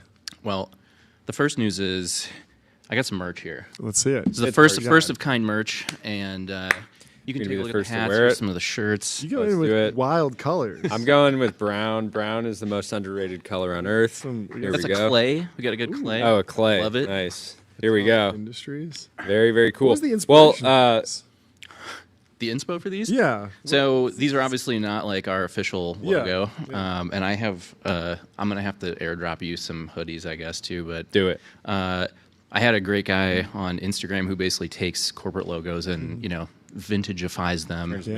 And yeah, so special edition. 2019, it's overnight success. Yeah. Yeah, we actually met in Pasadena. We got coffee, probably 2021, something like that. Yeah. We broke it all down. It's been absolutely brutal to start an American dynamism business like 4 years before the word was. Yeah, for sure. The trend was created. Yeah. Break down the news today. All right, so Series A. You can hold this while you do it. Oh boy. So we have a lot of gong hits. Yeah, a lot of gong hits.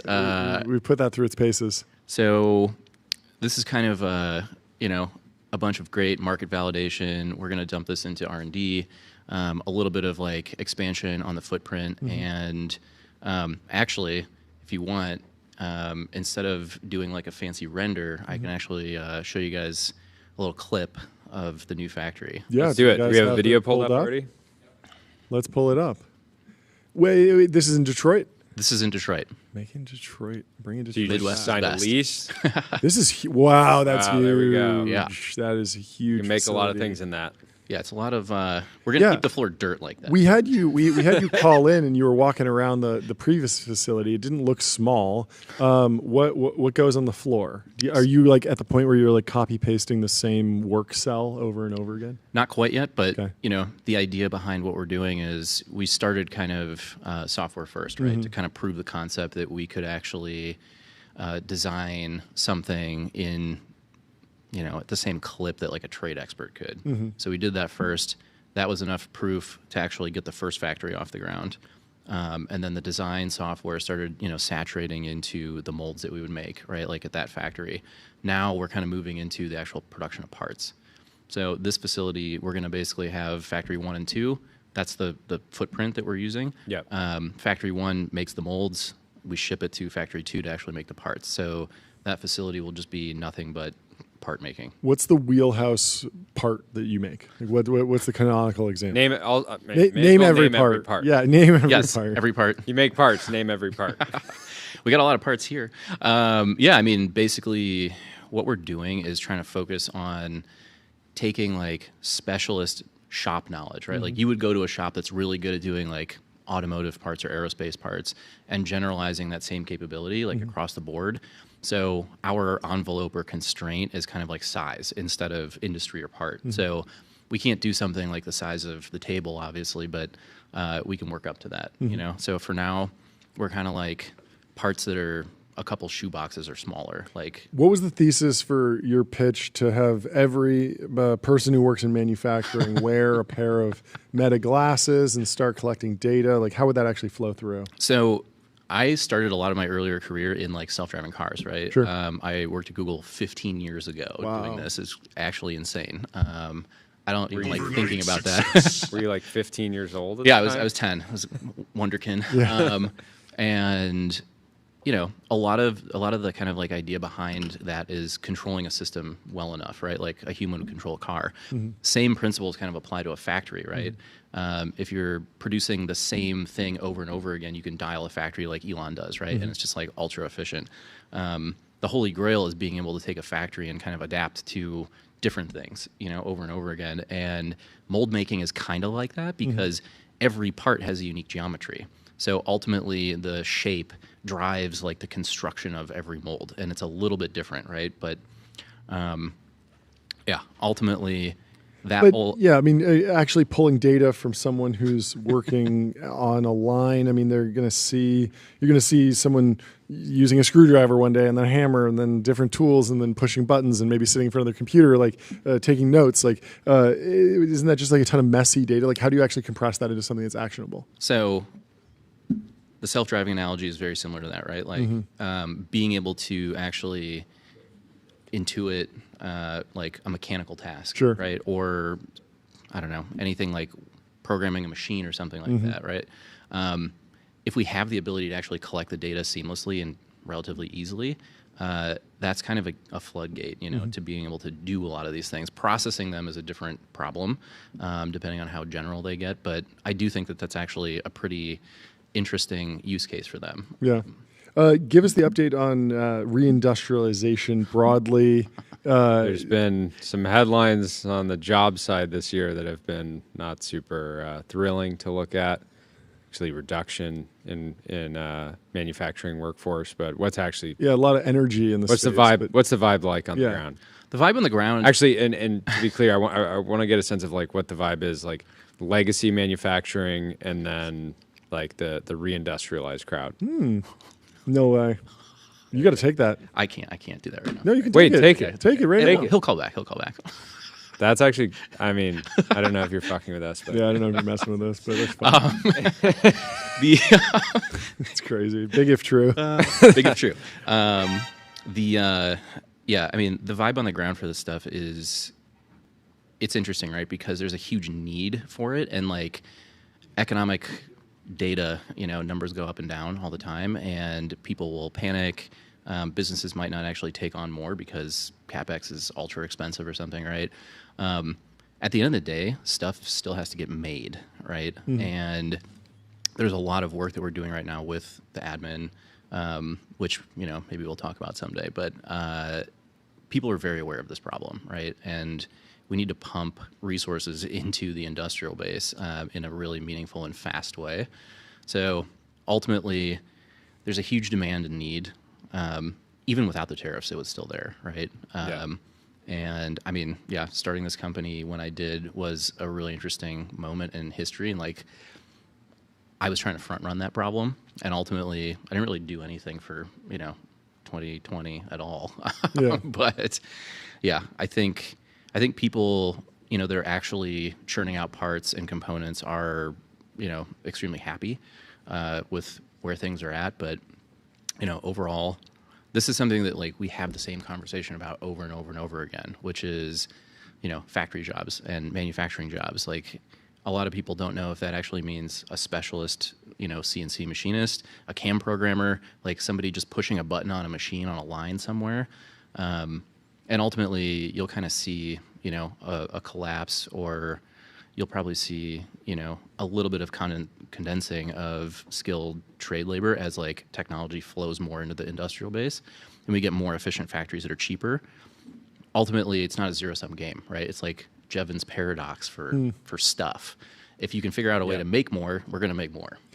I feel like there's a ton of energy. Like the biggest American dynamism story, or the biggest reindustrialization story, has oddly been like the XAI Colossus, like the Neo clouds, what Crusoe's doing. Like, it feels like there's an immense pull from the industry to build big things, and they're building multi-billion-dollar projects in America. It's very much assembling parts from all over the place. We just got a report that Elon's potentially buying a power plant internationally and then just rebuilding it in Memphis or Mississippi. But Do you think that actually translates to going down the stack? Or do you think that all the AI energy will just wind up resulting in just build a big data center, but still continue to make the transformers wherever they need to be made, or make the networking equipment wherever it needs to be made? I mean, the chips,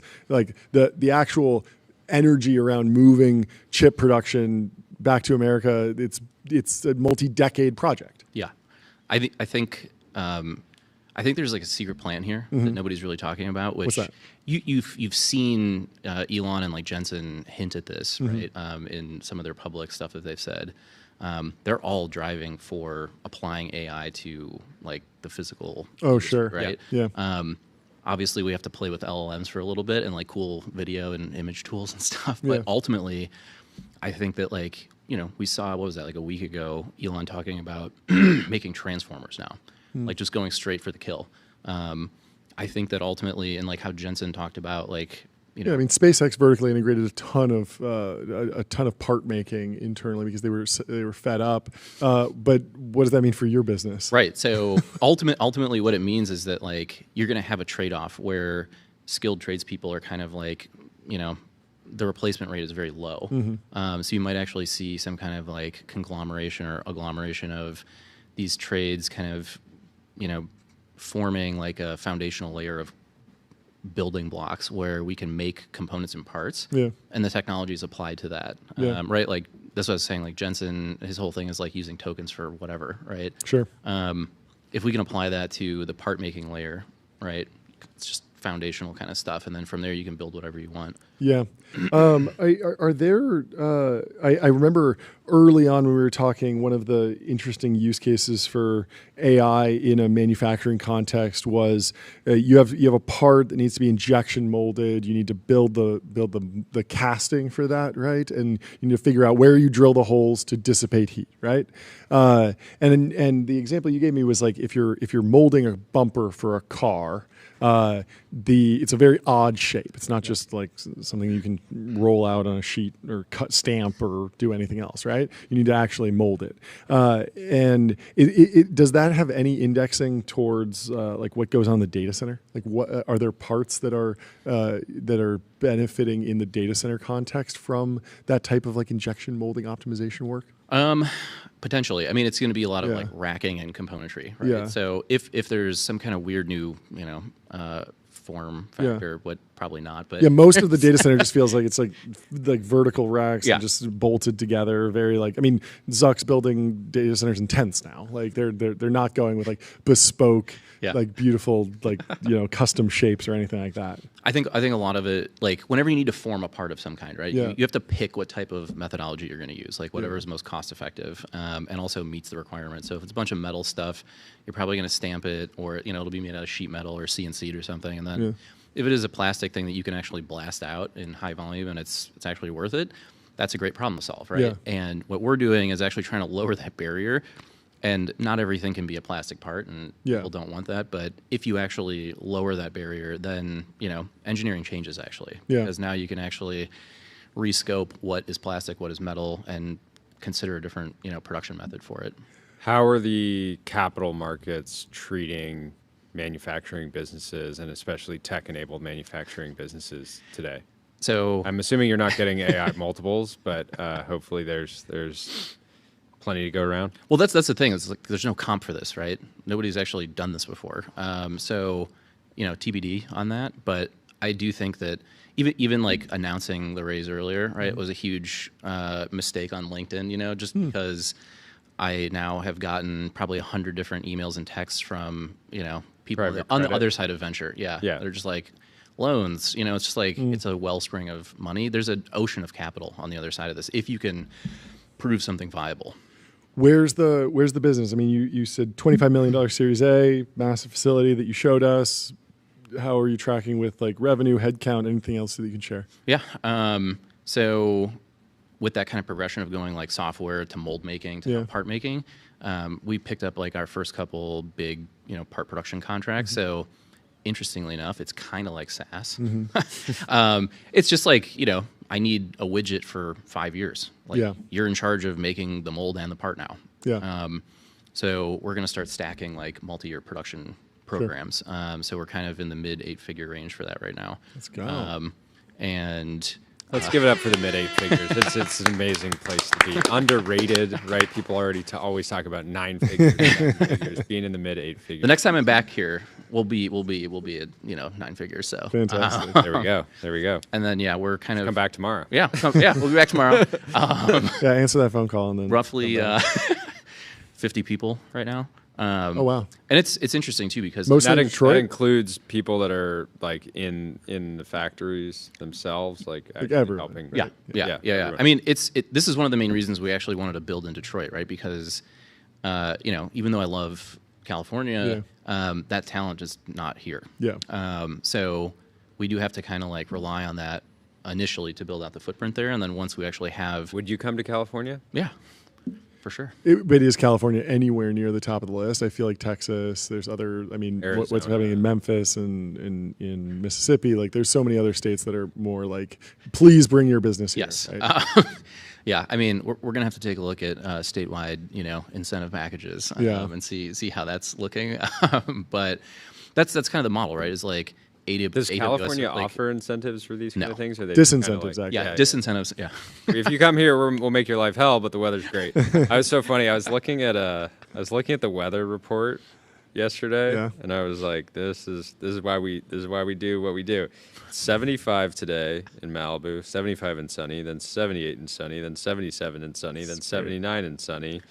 And 79, and then 79, and then 77. I'm sure it's not that bad in Detroit right now. It's actually summer. It's probably same perfect. exact forecast. Yeah, it's probably perfect. Everybody right talks now. about Just don't talk about winter in California. People don't talk about fall in Detroit. Fall in Detroit. I mean, in Chicago, it's the same thing. Chicago has fantastic summers. Yes, it's nice the and windy. People call Detroit the Saint Tropez of America. It is. It is. Anyway, congratulations. Thanks so much for coming on the show. Dude, thank you for the Hit that merch. gong as hit hard that as hard as you can. Whoa, that was a good hit. hit. You kept it in. That's a true test of strength. That's being a good close to the gong test. and still getting that contact. Congratulations. Yeah. Thank you so much for coming About on all the show. progress. Always Go fantastic. take that call. We will talk to you soon. And we have Good Ariana coming on the show in just a few minutes. In the meantime, let me tell you about 8 Sleep. 8sleep.com. Get a Pod 5, 5-year warranty, 30-day risk-free trial, free returns, free shipping. What did I do? You did well? I got a 94 last night, 7 hours, 56 minutes. A 94, eh? 94. 98. 98. I was not expecting 98. Put out of that you. phone down. I beat Jordy Hayes. The great sleep off. Yes. We should run a weekend, weekend average. See how we do. Sleep off. Anyway, there's a new paper that claims LLMs are better at selecting founders than venture capitalists. Someone introduced VC Bench, the first benchmark for predicting for founder success in venture capital. This is from the University of Oxford, and Julia Hornstein shares thinking about this quote. But for Andreessen, there is one job that AI will never do as well as living, breathing human being. Think I'm kidding? On an A16Z podcast last week, Andreessen opined that being a venture capitalist may be a profession that is quite literally timeless. When the AIs are doing everything else, he continued, that may be one of the last remaining fields that people are still doing. Didn't Vlad say something too? Like, you could just post Singularity, you just invest for a living? I agree with the sense that the high level point, which is that like humans will raise capital. Yeah. Machines will probably deploy it. Yes. But I do wonder. I would love to. We should dig into this VC bench thing more because I do think if I just you could basically run a model against like a deck. Yes. And you can even analyze things like how fast a founder responds, right? I would love people talk about some of these like smaller data points, like founders that respond fast, generally outperform. Outperforming I mean, I'm not exactly sure what the outperformance was, but being in the 60th percentile of venture capitalists does not matter. Like, you still do very poorly. Like, you need to be at the long tail of the power law. I'd be fascinated to know. Brand is like one of the biggest drivers of that. Brand's super important, but also I think, I mean, you read 0 to 1, the value of secrets. Like, secrets are not in the training data. And so there's so many decisions that are made in a business partnership or backing a founder that are secrets that never make their way onto the internet. They never make it into the weights whatsoever. Maybe they make it into a biography after someone passes away, like decades later. But so much of decision in venture capital and decision making in business is really on the backbone of whisper networks and understanding, being able to accurately predict the future. Subtext. It's not just accurately predicting the future. I feel like accurately predicting the future, like broadly, like AI is not that bad at that, but AI doesn't necessarily know like all the different secrets that are going into a business. But if you were running, let's say you were running a model generally, and you asked in 2017, do you think that bright young people in Silicon Valley are going to want to work in defense tech in 7 years? A model might be like, people have like pretty bad taste in their mouth, like Google engineers are protesting even having any contracts, right? Yeah. So it just depends on. I mean, the LLMs right now are not designed to be contrarian machines. Like they're very much consensus focused, and just getting to a model that thinks independently or can take a contrarian position that isn't just take your conclusion and add a minus sign in front of it. It's like, what if the average Redditor was deploying capital? That's certainly the bear case for this. At the same time, potentially like the average Redditor is deploying capital, and that might actually define the VC industry pretty accurately right now. And so I'm not surprised. John. Tyler, what's your take? Okay, so I'm looking at the actual benchmark. Yes. So basically, what how it works, so there's 9,000. The data set is 9,000 anonymized founder profiles, and then basically they're either labeled like success or I guess like failure, depending on do they return capital or something? Yeah, if they exited, IPO'd over 500 million or raised over 500 million, and then so it has like some of the stats are like tier 1 VCs are at predict 23%. And then DeepSeek chat is at 80%. That's a huge delta. So it's kind of like, it seems hard to like anonymize these correctly, where like you're still encapsulating like what made them a good founder, but also still like different enough that a model can't just like be like, oh, that's just Mark Zuckerberg. Without his name. Totally. So like, yes, he's successful. Yes, so yes. I think it's the other thing is like VC is the issue is like VC is not about identifying the great founders. You have to identify them and win allocation at specific moments. 100% that, and then also it's identifying the next great founder, which is usually breaking a pattern. I mean, Paul Graham has that famous example where he over-indexed on Mark Zuckerberg, met a founder who literally looked like Mark Zuckerberg, wrote a check, and it was one of the most underperforming investments he's ever made. And he was like, I was just like, this guy's like, all right, well, we went to Harvard, dropped out of Harvard, looked like Mark. We have Ariana in the Restream waiting room. Let's bring her in. Let's bring her in to TBPN. Mold Company. The Ultradome. How you doing? What's happening? Hi, Jordy. Hi, John. Great to be here. Great to meet you. Okay, I will start this off by saying I hate mold. I hate mold. I'm one of the number one haters. I had a rental once that had a mold problem. I got terribly sick, and it ended up being this crazy saga where I was like fighting with my landlord because they were saying like there's no mold problem. I was showing them test results that showed there was a mold problem. They were kind of pushing back. I think it's a huge problem. I went down this rabbit hole. I think a bunch of people are kind of like waking up to how prevalent the issue is, especially in like specific regions and even specific like local communities. So excited that you're building this and excited to hear about it. Thank you. Yeah, there's definitely a cultural awakening happening. You might have even seen HBO shows and Netflix and throughout the Reddit forums, Facebook communities, influencers on Instagram, et cetera. Like it feels like there's this groundswell of education and awareness happening beyond even our company. Yeah. Why did you start the company? Personal story? Yeah, super similar to yours. Went through that journey with my landlord as well. And prior to starting Moldco, didn't have health issues, then experienced debilitating symptoms and actually developed something called chronic inflammatory response syndrome, which is the more formal name for mold toxicity or mold-related illness, just in a 6.5-month time frame of being in my Miami unit, which was quite moldy. Crazy.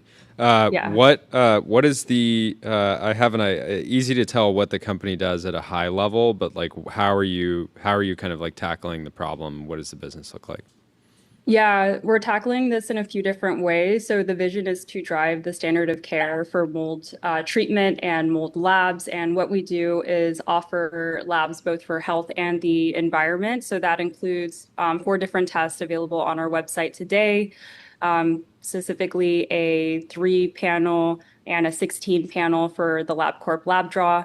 And that's based on our 30 years of research in the field. So we have on our founding team the world experts, the folks that not only pioneered the space, but also defined chronic inflammatory response syndrome, came up with the biomarkers, came up with the treatment all in their lifetime, which is an extraordinary effort. So we have that. We also have something called HLA haplotype testing to see if you have a genetic susceptibility to mold-related illness, and that impacts 1 in 4 here in the US. And we also have a dust test, which I frankly love over even a home inspector at times. It's just a quick litmus test, low cost. Use a Swiffer pad to wipe down your surfaces. So we have that on the lab side. And then on the care side, we have our own in-house providers, and we built a platform to treat patients at scale. And that includes concierge care in our patient portal, and that includes a distillation of something called the Shoemaker Protocol, which is the only published peer-reviewed treatment approach in the space. There's hundreds of publications making the mold health connection. There's really just a small body of work that demonstrates treatment and what's effective for patients. So that's what we've done. We've translated that into a virtual care clinic, and we've done a lot of creative things to make that scalable for patients so we can keep the costs low and affordable. What if somebody, I guess, like what is your recommendation? You meet somebody like randomly, they hear about your business, like what is the first step? Because I think a lot of people, you talked about people having like genetic susceptibility. This is, I think, important because it means that like a few people could be living in a house and like some people aren't having necessarily any issues or symptoms, and like one person could be having a super adverse reaction, and that I feel like can make people like just like not really be aware of the problem. Because if somebody's in college and they have some roommates that are doing fine and they're struggling, it can end up being confusing. But what do you recommend to people? Where do you recommend people start if they're kind of concerned that they might be dealing with an issue?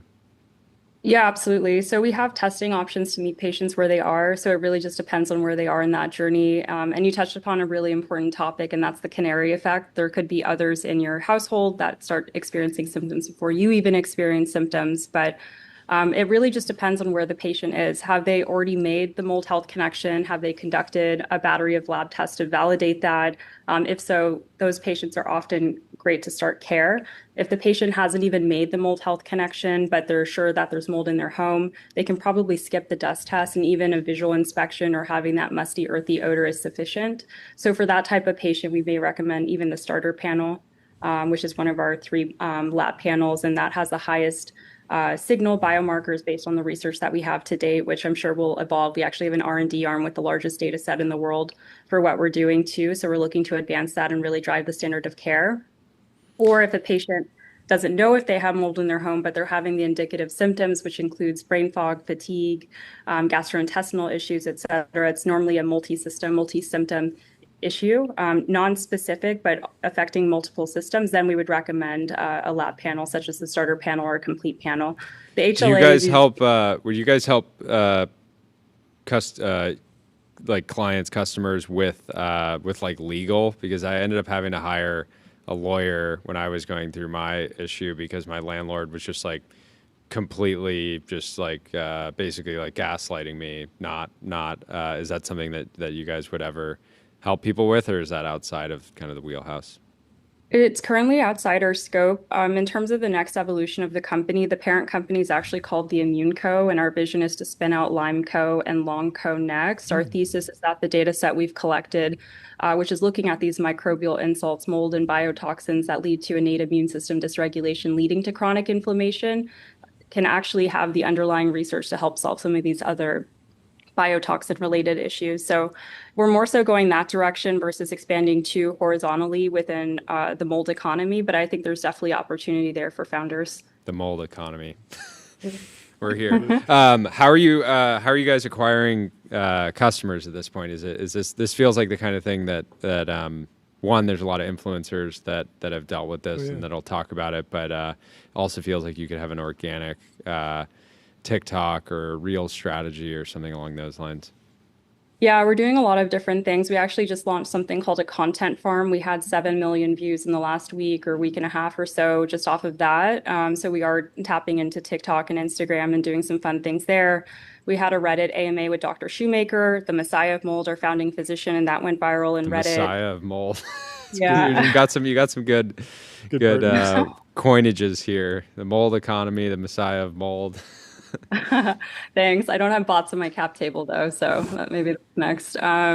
But yeah, so we've done that. We've had shout outs from patients. At least 15% of our patient base is based on referrals, and we haven't even optimized for that yet. I've been on at least 30 podcasts at this point. So we're tapping into a lot of different ways to reach patients and increase education and awareness. But there already is a large portion of the US that has made the Mold Health connection. So it's been pretty streamlined targeting those patients and onboarding them into our care. Would you do anything? Last question I have, I'm curious, would you do anything around helping people make decisions on like specifically the moment in time where somebody's either buying a home or considering renting a property? Because the thing that's like tragic about like kind of the mold crisis, if that's what you want to call it, is there's a lot of homes that are brand new and they will literally have like a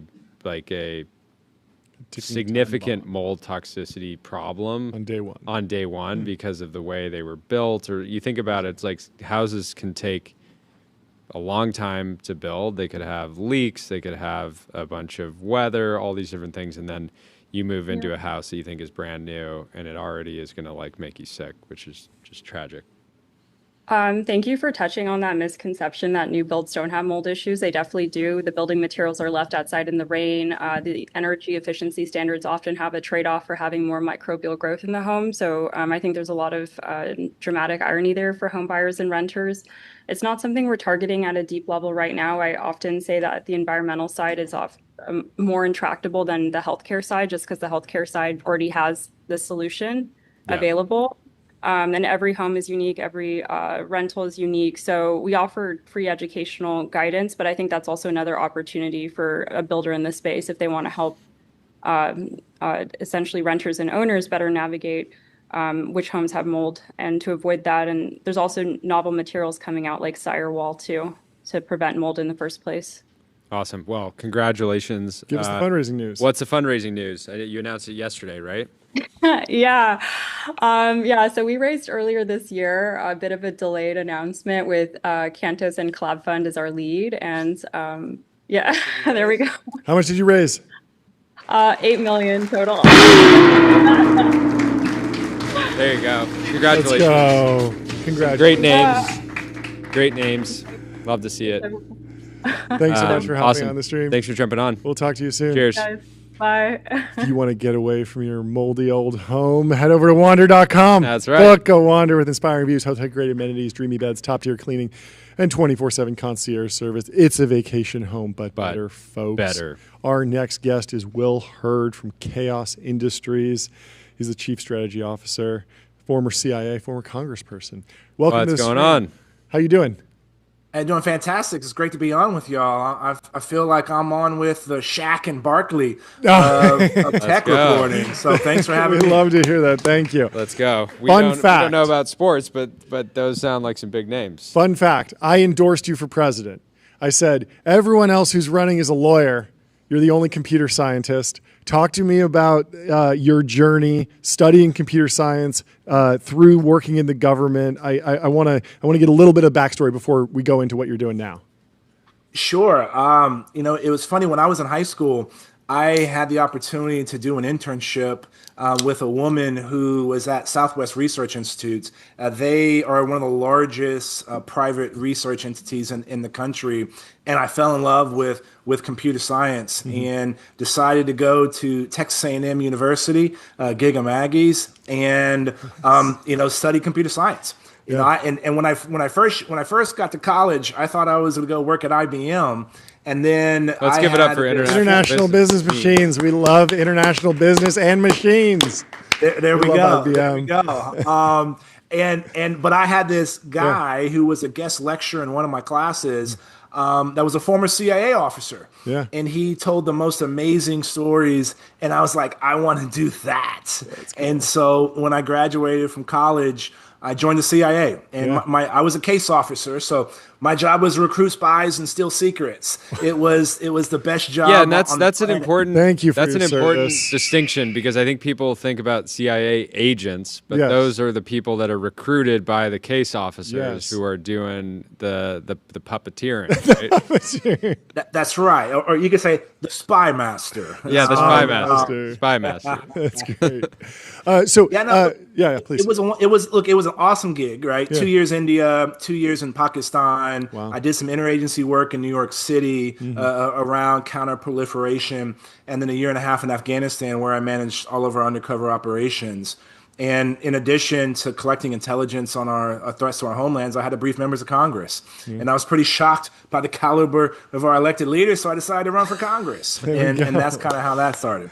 That's amazing. We had Dan Wang on the show recently. He wrote a book, Relentless, and he talks about I hope I have that right. I might be messing some of that up. But the basic thesis of the book is that China has an engineering mindset, and they employ a lot of engineers in the government, whereas America has become the lawyerly society. And we have a lot of lawmakers who are lawyers by training. And I'm wondering about your thoughts on the direction America should be going in terms of empowering folks who can think from first principles or have engineering mindsets to actually go and build things like high-speed rail, or, we got to the moon, and we're seeing a little bit of this with Doge and more engineers in the White House. What's your overall view on the level of engineering talent in government and the benefits and costs of that? Look, I think that thesis is actually correct. I've spent the last 25 years of my adult life in some form or fashion connected to national security, whether it was CIA, in Congress. I was on the House Intelligence Committee, seeing how our threats to our nation evolve. I was on the Appropriations Committee, making sure that we were spending trillions of dollars in the right way. I've been on the National Security Agency advisory board. When I was at Allen & Company, the New York investment bank, I was working with technology companies. And here's been one similar throughput through all this. The Chinese government has made it very clear. The way they're going to surpass the United States of America as the global superpower is by mastering a number of different technologies. It's about 15, 16, 17 of them, everything from AI to hypersonics. And with that as the overarching goal, there is a desire and interest in order to win. Let's look. You mentioned the space race. Right now, we're rushing to go back to the moon. Yeah. And guess what the Chinese are going to do? The Chinese are going to do it the exact same way we did it in the past, right? Yeah. Shocker, they're going to steal all of our plans and ideas and replicate them. What? Crazy, I'm hearing crazy this notion. For the first time. Yeah, exactly. But we're also seeing that in whether it's AI and how they're trying to dominate it. We saw them dominate 5G.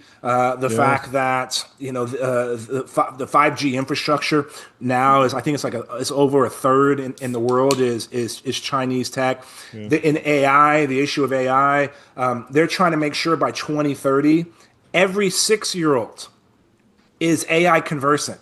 Wow. And we're still having debates here in the United States of America about whether AI should be included. And then I don't even tell you about what's happening on the battlefield, right? We're seeing they're learning from Ukraine. They're figuring out how to use autonomy in air, on land, and in the sea. Their focus on electronic warfare and how to disrupt our systems. They're trying to not only build more than what we have, they're also looking forward to making sure that they have mass and autonomy in warfare. And so this is the world in which we're living in, and we need people that actually understand technology to make sure that we can make it happen. Perfect example. No company cannot figure out, they don't know that what their budget's going to be next year or what their plans for sales is next year. But within the federal government, we don't know necessarily from year to year what the funding is going to be. And for $1 trillion enterprise, you can't do that. I think at a minimum, you should have a 2-year budget and appropriation so that you can, with some certainty of where you need to go and not trying to go month to month to try to get things done. And I think that's right now one of the issues that I think a lot of venture capital and venture VC-backed companies are trying to change with DoD. It's slow, it's moving, it's changing, but we have to bring that mentality to government. Yeah, talk about your path to chaos. It's a wild name for a defense tech company, but you're doing some very cool things. How did all this come together? Look, I didn't think slinging radars was on my bingo card, right? But when I got to meet Dr. Bo Marr, one of our co-CEOs and founders of Chaos, he had also previously founded Epirus. John Tennant, another one of our co-CEOs who I've known for some time, and he's like, "Look, Will, we're doing something interesting. Why don't you come to LA and see our product?" And I was blown away, right? First off, unbelievable team, right? These are engineers that have been quoted in Nobel Prizes, right? You have real operators in government, Navy SEALs, folks that worked in Delta Force, CIA. You have operators that have been in the system, and you're working on some of the most cutting edge technology, right? Like we have figured out a thing called coherent distributed networking. This is taking multiple things and talking to each other, and we figured out how to do that to the picosecond. Now, a picosecond, for some references, 1 picosecond to a second is like a second is to 32,000 years. That's really fast. Whoa. And by figuring out how you have this time transfer work, we're able to build a more powerful system and a cheaper system. And so that amazed me, and ultimately the vision of the company, right? Since, let's call it the end of the Korean War, right? America and our allies have had air superiority. And that air superiority has given our troops the ability to look forward, not above their heads at swarms. It's allowed commerce to whip around the world, and those days are over, right? Because of autonomy on the battlefield. 70% of casualties in warfare right now are from autonomous systems and drones. And the time to detect and do something about it is shrinking. And ultimately what Chaos is doing is we're giving the warfighter more time, time to understand what's happening, time to decide what to do, and time to act. And so for me to get back to my roots of national security, it was exciting. And so that's how I ended up at Chaos. What's the highest priority threat that radar can help mitigate? Is it these autonomous drones these days? It is. Look, there's a lot of conversation right now around Golden Dome, and Golden Dome is something that we need to have. We need to be able to defend against nuclear-tipped intercontinental ballistic missiles, right, from our adversaries, primarily China, Russia, and Iran, and North Korea. And this is a phased approach from detecting it when it launches from their homeland to trying to identify it in space. The technology that has evolved and what we're able to do now, sensing in space, is pretty fantastic. And this is an important problem. But the reality the most recent threat, like the threat we're most likely to see, is a subsonic cruise missile or a drone. And this can be shot from a plane off the coast of California. It could be a van that is filled with a number of explosive drones. These are the things that we're going to see more likely than a nuclear weapon. And we call these underlayer threats. These are things that are happening under 50,000 feet. And that's something that radars is able to help detect. And one of the things that we're learning, because of some of the technological advances we've made, we can see big, high and far, and low, small and near at the same time. And I always remind people, I think pretty much everybody in America watched Maverick, Top Gun 2. Top Gun, right? Of course. That's a real thing. Flying below the radar is a real thing. And so we're able to see below that level. And that's something that is going to be helpful against this drone threat, which we've already seen. We've seen what the Ukrainians did in Russia. We've seen what Israel has done in Iran. And all of that being able to take out this exquisite infrastructure, right? And exquisite is actually has a unique phrasing or definition in government. That means big ass expensive system. Pardon my language.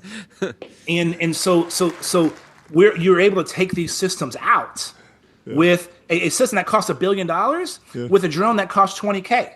Right, so that cost asymmetry is one of the things that the right radar and what we're doing in multi-static radar is something that is one of the reasons why we're getting traction and excitement within DoD and the rest of militaries around the world. To be honest, I don't know if you can say anything here, but are you guys doing anything on the counter narcotics side? Yeah, we've been seeing some stuff here. I've watched a bunch of YouTube videos on narco subs that aren't true submarines, but designed to be hard to detect. Look, this is an issue that's actually close to my heart. When I was in Congress, I represented a district that was 29 counties, 2 time zones, 825 miles of the border between Texas and Mexico. I had more border than any other member of Congress. Wow. And so what the narcotraficantes, the drug traffickers are doing, they're sophisticated. The narcos in Mexico alone are making roughly, and this is a conservative number, $60 billion in 1 year. Wow. The entire U.S. intelligence budget is $60 billion, right? Yeah. And so you add up all the foundation model lab revenue, and you don't get anything. You don't get there. It's bigger than AI. Yeah, no, look, it's wild, and so yes, it is known. In the end of last year, I think beginning of this year, Border Patrol testified in front of the Senate that there were something ridiculous like 41,000 drone sightings in just one sector of the border. So we know the narcos are using the drone warfare against themselves. Right. And so like against rival gangs, basically. Absolutely. Wow. It's like the drone warfare you're seeing between Ukraine and Russia. Wow. They're adapting some of these tactics, techniques, and procedures to that fight. And then we also know the only way you get $60 billion worth of drugs into the United States of America is by you bringing them in volume. And there is likely some coming via autonomous systems, air and sea, and we've had conversations with authorities in order to help with this project. And so once we learn more, we'll come back and I'll give you a report on some of the things that we're seeing. Can you give me some describe the shape or the physicality of what you're building? There's been, you look at those like Anduril submarines, they're square now. They look like they just fit in shipping containers. There's a lot of logistics that you get out of the box. If it fits in a shipping container, you can load it onto a boat, an autonomous boat. You can load it on a truck. There's also stuff that can be mounted on an aircraft or something that's, getting into exquisite system territory. Where do you see the opportunity to deploy new radar systems? So one of our products we call Vanquish is an expeditionary system. Mm-hmm. So the three of us can carry that. Okay. It can fit on the back of an ATV and go into really rough terrain. Is that an invite? Are we going ATVing? Let's do it. Hey, I think we're just right around the corner from y'all. So, amazing. So next time we'll take y'all out. That'd be great. Yeah. And so that one is low form factors, small, that can be deployed in difficult environments. Sure. We have another system called Astria, which we were just celebrating. We had a major finance award from the U.S. Air Force about this product that we're deploying in Eglin Air Force Base in Florida. How much was that deal for? We like to ring the gong around here for big numbers. There we go. Hit it. How much was it? $2 million. Boom! Congratulations. Wait, one more gong. We got one more gong. We got one more. Give it to us. The House of Representatives put in $10 million in the defense bill. There we go. Congratulations. There we go. I love it. I love to see it. We like to celebrate big contracts around here. What else are you or defense tech companies or the United States government focused on in terms of actual deployment? There's been a lot of talk about the Ukraine war. It's been going on for a long time. Very sad. It's unfortunately become a serious business for many companies. There's also Anduril announced a $1 billion deal with Australia. There's deals going on in Taiwan, obviously in the Middle East. Where else in the geopolitical realm should founders be thinking about understanding the nature of the changing warfighter and the changing battlefield, and then building solutions for? Look, if you're a defense tech company and you have an operator or aren't operating in Ukraine, that's going to be a problem. If you're investing in companies, if I'm going to be an investor in a defense tech company, my first question is, does your stuff work, and has it worked in Ukraine in one of the most difficult environments on the planet right now? And that environment is going to make the first island chain, if we get into a conflict with the Chinese, look like a playground, by the way. And so we've been in Ukraine. We've been tested against the electronic warfare systems of the Russians. The Ukrainians have asked us to come back. We're working on being able to do that. We were deployed in the Middle East during the 12-day war. We saw Shahed drones going back and forth between Israel and Iran. So we've been deployed there. Of course, the potential for geopolitical conflict in the Indo-Pacific is an important place where we're having conversations to be able to deploy against there. So we've been how quickly can you guys set up in a new region, right? Because like CENTCOM has been quieter, but feels like that could bubble up again at any point. Look, so our system deployed, once it comes off the truck, we can put it up in about 15 minutes, right? And so doing that is but changing the flow within the U.S. government. Look, the value of a company like Chaos, when we have basically $500 million in our bank account from all of our raises, is we're able to operate in these long sales cycles or potential changes within the federal government. And so part of us is just understanding where the threat is, making sure we're deploying. And one of the reasons we're kind of, been a little bit more active in the public is that our stuff works and we've been deployed and it's operating. We have a year of consistent deployment in really tough places. And so that's one of the things that's important for us. And we're going to go wherever the warfighter needs us. You're building a sensor. There are other companies building effectors. There are companies that want to integrate sensors and effectors. I'm thinking of Palantir. I'm thinking of Lattice from Anduril. Sure. Are those out-of-the-box integrations? Are those partnerships that you're talking to? Obviously, you're super close with a lot of those folks. What does building a product that integrates with everything else? Because I can't imagine that you're saying, on day one, we want to, we want to be the only defense tech company. No, you're part of the ecosystem. You're building, one solution. How do you think about integrating with the rest of the ecosystem? Part of this and what the U.S. government needs and wants is completing the kill chain, right? So you can sense and do the effector. And one of the areas, Holy Grail may be too strong of a word, but getting to an effector that's cheap. right? Or inexpensive is the word I should use. And so that integration is important. And so we've already demonstrated ability to integrate with our friends at Anduril. Look, Palm and I go way back. When I was in Congress, I was talking about having a smart wall, right? Yeah. And I get this phone call from some dude named Palmer Luckey, and I'm like, he's like, I got your smart wall, and that began a relationship and helping and those guys. Again, same with Palantir, right? I've seen Palantir for a really long time, even back to my days when I was in the CIA. So our ability to integrate and work together, and the unique thing about some of the technology that we're working on, this cutting edge stuff, is it actually can potentially be a force a multiplier for other systems as well. And so the name of the game is to be able to integrate and make sure that we fit into the command and control infrastructure, and ultimately our sensor can make every effector better. So this is exploring those areas as we explore the kill chain and all of our suite of products, making sure that again, at the end of the day, we see farther. Yeah. Right, we see farther than everybody else, and we give that warfighter more time. And when you have more time, then you can decide, wait a minute, which tool in my toolkit do I want to use in order to deal with this threat? And the more time you have, the better it is. And when you have bombs dropping on your head or people shooting at you, even if it's 5 to 10 more minutes, that's an eternity. And to be able to give that time back to the warfighter is what we're focused on. What's it like for people that are starting their career on the public sector side, whether it's intelligence or something like down at the border?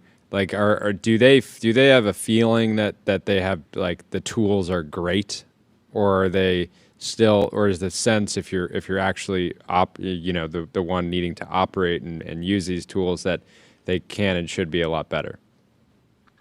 Look, it depends on which entity you're talking about. An organization like the CIA, which is geared towards helping the pointing end of the spear, whether that's the case officer that's collecting the information or the person doing a covert operation, there is a belief in that. You have entities like In-Q-Tel, which is focused on bringing in new technologies in to help the warfighter. When you look at some of the special forces units that are really good at adapting and making sure our boys and girls in those units have what it needs, but it's not uniform.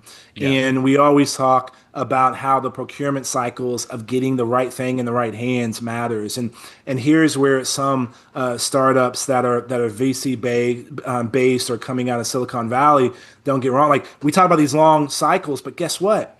The stuff has to work out of the box when it comes to getting in the hands of our military. It has to work every time. And so the training and evaluation matters, and that's what adds to some of that time of getting those equipment, and it has to work within our system. So I think if you talk to someone on the border or first in their early in their career, they may be frustrated with the lack of some of the tools, but some of the problems is that tool has to be tested, and it has to have the cybersecurity to defend against the Chinese government. Well said. Talk to me about the path to program of record. You have this radar contract, more money coming from the House approval. The typical story that I hear from a lot of defense tech startups is they get a SBIR and then they sprint towards program of record. Obviously, over the long term, you want that durability of revenue that you can underwrite a massive manufacturing facility, so you can be making this and improving it every year. What does the future of the company look like for you? Well, look, all those things are true, and we're far down. We've engaged with all of the branches on this. We're at certain levels of the buying process. It starts with a user wanting your thing. Yeah. And if you have users wanting your thing, then it makes it a lot easier in order to connect the dots and put the thing in the bag. Money that you need, right? And so, look, I use the Anduril example. When they did their first border technology, that was a $10 million appropriation in the budget, right? That led to one of their first program record. And so that's an example of how you get it. If you have a product that works, If you have a product that is doing something unique and you have a user wanting it, then and you've demonstrated that capability in the most the difficult environments to operate, then guess what? Finding that path to program a record is not as difficult. And again, I'm not trying to act like it's easy. It's not. But being able to line up all of those things is something that we have experience with. Yes. Well, congratulations! Thanks so much for coming. This was super fun. The chat loves you. Saying, everyone's going crazy. They're saying Will Hurd's my dog. Yes. So, people are big thank you for fans. joining. Thank come you so come much. back on when you have more news, or if anytime. there's something in the world happening that you want to chat about. Would love to do that. Thanks, fellas. I really appreciate y'all. We'll talk to you. Have a great weekend. Let me tell you about AdQuick.com, out-of-home advertising made easy and measurable. Say goodbye to the headaches of out-of-home advertising. Only AdQuick combines technology, out-of-home expertise, and data to enable efficient, seamless ad buying across the globe. Well, we have our second in-person guest. Welcome to in. the stream. Looking good in the suit. Our second guest. Yes, sir. Thank you. Thanks so much for sharp. joining. Some merch. Oh, fantastic. We love hats here. I'm throwing it on. We got our second guest. Introduce yourself for the stream for those who don't know. $350 million man. Hello, how's it going? I'm Sam, co-founder, CEO of Numeral. Which you know, of course, because which you know and love. We have been partnered with Numeral for a number of months now. Kick us off with the news of the day. The news of the day is we've raised $35 million on a 350 post. Congratulations. Do the honor. Take this, hit that gong as hard as you can. Subtle, but firm. Not too hard. Coming off Series A from Benchmark as well. Was that earlier? Exactly. We did year? a Series A from Benchmark earlier this year, and so just following on there to capitalize on all the momentum. Who did the Series B? Double down. We did it with Mayfield. So classic fun. Got a classic fun. Got to keep it old school. Been in the business for generations, for decades. We got to update Jordy's ad read for probably the first 50 ad reads. He was a Benchmark Series A. We had a lot of fun. Don't forget Mayfield. Don't forget YC as well. YC, love it. When did you do YC? We did YC beginning of 2023. Yeah. Okay. I was actually working with my old boss at Airbnb, Gustav, so it was fun to get to work with him again. Yeah. No way. What? When did you know you wanted to automate sales tax? Oh man, since the womb actually. I've been dreaming about it. No, for me, I was similarly as you guys, like actually running e-commerce businesses. Yeah. Still own a vitamin gummy shop, doing 10 plus million a year. Amazing. And so, what is it about gummies that just sell better than any product on? People love gummies. They don't want to. It's the best e-commerce business because you get that repeatability. Subscription. It's easy to predict. You take 2 a day, Yep. and I think people don't like pills. They love Americans. We love sweets. We love candies. So little treat. That's great. So you discovered the problem through that business. Exactly. So my my co-founder there and I of the gummy business, we were just dealing with sales tax compliance for all. We had to register in 40 plus states, and so I was dealing with local parishes in Louisiana and like on the phone with some woman in West Virginia, and I got like an argument about penalty waivers, and I'm like, this is insane that I'm trying to spend my time on growth and marketing or product and things like that, and instead I was wasting like hours just dealing with the IRS compared to these states is like working with Apple or like Google or some like amazing company, like Department of Revenue, Alabama, like give them a call, and it's insane. And so I think the thesis was you've had these incumbent tools that have been around for 20 plus years. Yeah. The most famous one is this one called Avalara, and the problem with them is it's a kind of this very narrow tool, and you have to spend hours in a month dealing with them. So you get physical mail from the states, and then you have to figure out what to do with it, how to call the state, and they won't even pick up they're owned by private equity, so they don't even pick up the phone when you have an issue. So for us, it's we're not really trying, it's software, but we really, if you're a customer, we really want it to feel like service more than software, because with AI, since we invented AGI, we're using sales tax AGI, right? And so with AI, you can deliver what feels more like a service, but fundamentally it's still a software business. Yeah, what was the fundraising process like? I want to know. Just take the temperature of like you just went out and did a fundraising round. You talked to a lot of VCs. Were people trying to pull an AI story out of you? Was it Vibe round, Excel round? Like, what is the focus of Silicon Valley VCs right now? Since AI has become a tool that pretty much every company's pulling off the shelf. Just what was the vibe on the roadshow? That's a good question. I think AI has to be front and center. Yeah. Any friend that's is raising and not putting their front and center, it's hard to actually get a meeting or be taken seriously. My sense is, it's starting to get maybe a little too far over the edge. I've seen some insane markups. Like we intentionally actually took like a lower markup than we could have, just because I just tend to run these things a little bit more incrementally and don't want to overextend yourself. I've been in startups where we went a little too crazy and like it's easy to kind of just, you have too much money, you spend too much. So but yeah, I think too, if you have like some good AI logos of companies you're working with, I've been seeing some like 100x 200x multiples out there. It feels a little bit just back because like they're working with like a lab or something like that. Yeah, exactly. If you can close a couple labs, like you're going crazy. I mean, in some cases it's worth it, right? Look at Mercor, right? They're growing so fast, and that's their core business. That makes sense with Mercor. But yeah, if you're more of like a software tool that could be used by any company, not directly indexed revenue-wise to the lab revenue, which is growing very fast. Yeah, it's a little bit of a just like it's good. They're obviously cutting-edge businesses. They probably select the best software. So,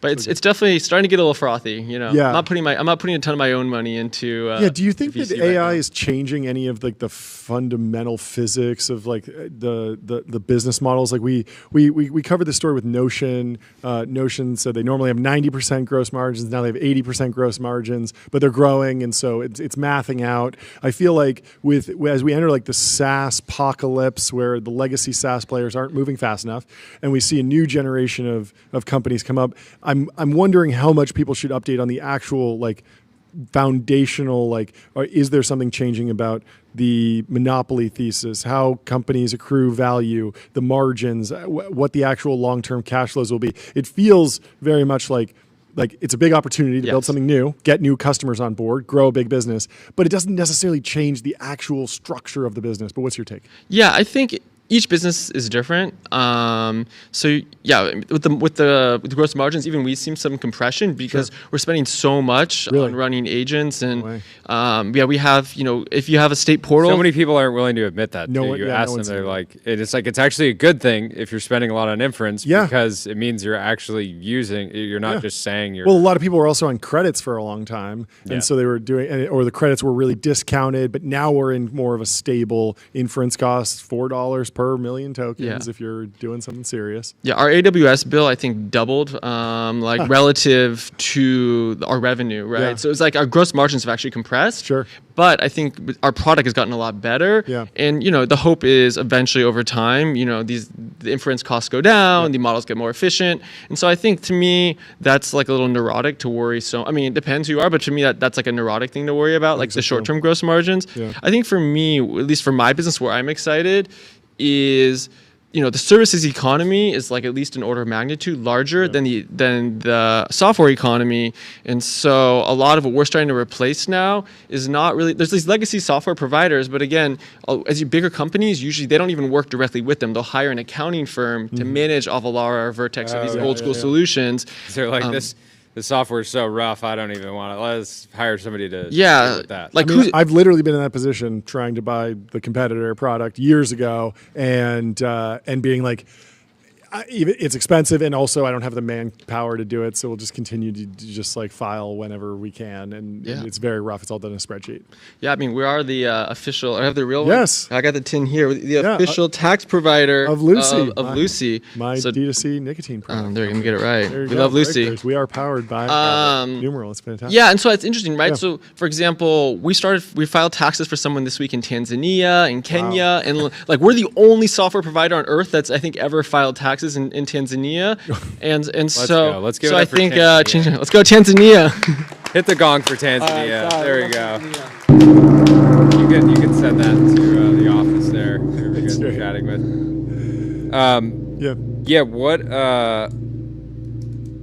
What you guys are scaling quickly, yes. and it's a category that's like not. It's an interesting one because it feels like investing in e-commerce infrastructure was at its hottest like maybe like 4 or 5 years ago. Yeah. And so do you like that it's like a bit overlooked as a category, and like where is most of the growth? Is most of the growth coming from like online retail companies or SaaS? And great question. What's that split? Yeah, so we started the business fully focused on e-commerce. That's where I was coming from. I mean, I'd worked at software businesses before. I was a PM at Airbnb, but we started just in e-com, and I think that market's been really dry for people servicing the e-commerce space, like the software the software providing for that space, because the TAM is somewhat limited. E-commerce growth is something like 5% year over year. This is a problem. Which is eventually, you saturate, and then you're growing at 5%, and no VCs will give you a call. Most of the good businesses I've seen being built are either bootstrapped or more like a venture light model, which makes sense just because the TAM is going to be more capped. More like an app in the Shopify app store. Plug and play, do something minimal, scale it, but it's not really going to become like a public company anymore. Exactly. I think we were the first company benchmark funded that's actually been servicing, e-commerce merchants, right? But again, and do you think they had a sense of like this numeral, while it looks like a Shopify plugin or just like an e-commerce infrastructure tool, it's really going to be eating into the services revenue from these legacy tax prep. I mean, it's so crazy. With Lucy, we did not rip out and replace to get on Numeral. Yeah. We went from nothing. And this was like a 7-8-year-old business at the time. Yeah, and so just to benchmark, our partner Chethan, when he was early in his career, he actually did an analysis on Avalara. They were started in 2006, I think, Avalara, and so they were just going public or something. He's like, wow, this business should be amazing. You check back 10 years later, and it's just being operated really poorly. That's why they had a private equity takeover, because they weren't operating well. So I think he had seen this category and was waiting for there to be someone to go and challenge. We started fully e-commerce. Now it's a closer split. We have a lot more SaaS and e-commerce businesses, especially with our international with our international service. We're the only player in the space that can actually go and register and file in 60+ countries. And so if you're making some consumer AI app and you're selling to users that are in Tanzania or something. Exactly, right. So Lucy's probably not selling a lot in Tanzania, but we have these hot AI companies that the one in Tanzania, they're like a year old, but they have $100 million of ARR. And so you have customers around the world, and your Stripe dashboard is blowing up with all these warnings, and people they get freaked out, but they don't know what to do, so they just kind of kick the can for a long time. But sometimes you can you do that and not get in trouble, but some places will just you don't want to mess with those countries, right? You don't want to mess with Mexico, the authorities there. Yeah, it's pretty. It is a pretty new phenomenon that there were a lot of apps in the last boom of software that might be internationally distributed because of AWS and because of Google on day one, but they weren't necessarily taking money from individuals in that country on day one. It's more like there's ads that are being shown there, but the companies that are paying are in the United States, or they're doing something else and they're just like, oh, we'll monetize it later. No, these companies that are doing new AI products or something, they're putting the credit card down in that local country on day one, and then you need to actually process that, right? This round got leaked by Arthur Rock, right? Oh, yes, they did. What was that? Who do you think Arthur Rock is? What was the impact? What was the impact from that? Did that help? Was it helpful at all? Hard to know. Actually closed when it the round had already closed by then, so it didn't really matter. But it was a little bit low on our revenue. Mm-hmm. So I did retweet. Oh yeah, you were annoyed because they clocked the revenue. They clocked the revenue, not like crazy amount low, but definitely 7 figures low. And so give me some credit. Yeah, I was like, come on. We have the most ARR of all the sales tax startups in the space, and the most customers, the most money raised, and so you always want to be a little bit cocky there because it's hard to know. Yeah, what do you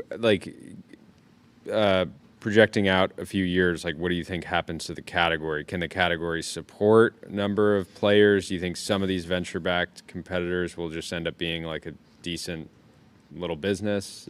Good question. Do you think? There's a bunch of massive, tax prep, big consulting businesses. So maybe it can support multiple billion-dollar players. So when you look in the public markets, right, you have companies like Avalara, who is they're going to go public again next year. People are saying like 1.2 billion of revenue. Thomson Reuters has a subdivision doing like indirect tax, called OneSource. Secretly $1 billion of revenue, supposedly. And like nobody, it's like this thing nobody's looked at. It's like a plug into SAP and Oracle, and so the tool looks insane, like it's built in the 1970s. But if you're IBM, like or whoever, you might be using it. And there's another one, Vertex Inc., founded in the 1970s, another public company, sales tax software. But companies like DoorDash still rely on Vertex, and they rack physical servers in San Francisco. No way. And to get the right tax rate, I think they updated with like a CD-ROM. The rates get updated. So how much time are you spending like basically doing these like much bigger high level partnership stuff where you're going to these sort of scaled software companies and saying like, look, the way you're doing this is insane. It's going to take time to switch over, but like there's a better way. Is that where you're spending a lot of time? Yeah. So, we started more in like the kind of SMB e-commerce space. And so that's where a lot of our early traction's been. Now we're starting to have conversations and starting to sign customers with hundreds of millions of revenue, work with a customer of you guys, 8 Sleep, right? Yeah, nice. So there you go. that's another unicorn. And so we're starting to work with bigger and bigger businesses, still really focused though on software, kind of startups and direct to consumer businesses. We haven't gone and started talking with legacy businesses a lot. That's, working with accounting firms and things like the Big Four that just takes a long time. And we've obviously had some of those conversations, but it's just not our focus. What's the ladder for signing bigger and bigger customers? Do you have a rule of thumb, like never jump more than one order of magnitude? Like if you have a company that's doing 100 million in sales, you feel like, we could probably do a company with 800 million in sales. But if a company with 8 billion showed up tomorrow, that's going to be after we sign the $800 million contract? What do you think? Yeah, good question. I think, order of magnitude seems high. You try to go a little bit conservatively, right? Okay. Because we are running their tax engine, and you want to make sure that doesn't go down and lots of money on the line. So we try to have it, like 4x roughly. 4x, double, 4x, or you ladder up. Or you scale up with folks. Sure. We've never had like an issue with outages and stuff. I think, in 2025, it's not that hard to scale your servers and these type of things. But we do a lot of hype marketing, but we're still kind of we're very conservative with the way we run our product, just because it is a compliance product, and so we'll make a lot of noise. But when it actually comes down to the details, you got to be pretty uptight. Is it tricky to use AI in a compliance context? Like what kind of guardrails do you have to put on the LLMs that are doing work? I can imagine a bunch of places where it's fine to have non-deterministic, just data ingest or something where there's a human in the loop. But where have you shied away from putting it in place? Yeah, where we think about it is like there's still usually a human that does the last mile. Sure. So I'll give you a couple examples. Like one is when we read for clients, you get physical mail from every state and country, and you'll get like a stack every month, and it's like exhausting to have to read through all this physical mail. So we get it, we scan it, and we have AI take a first pass reading it. Sure. And most of the mail, the AI, it's like if you can take physical mail that was going to somebody, like the amount that I actually should find a personal service. Like I never want to get mail like at my house, like ever. I used a service years ago where you send all your mail there, they scan it, and then you get like an email inbox basically. Obviously that's way better now with modern AI, and I can imagine that'd be part of the workflow. Well, it's like you get a letter from California or somewhere, and it's like, sometimes you get jolt of stress, cortisol, right? Cortisol, that's the word I was looking for. You read my mind, yeah. So you get a little cortisol from the IRS or whoever it is, but half the time it's like, we got one last week for a client who's, breast pumps in California are tax exempt for the next 3 months. And like Lucy probably got this letter. And so you got the stress for nothing. But then sometimes it is maybe a letter, hey, there's a lien on your business. There's a big issue here. And so anything that like requires human intervention, we have like a mail team of 6 people that literally will go, they open up they'll read the letters. Physical. And they'll go and like actually handle the last mile compliance. Yeah. Similarly on the tax research side,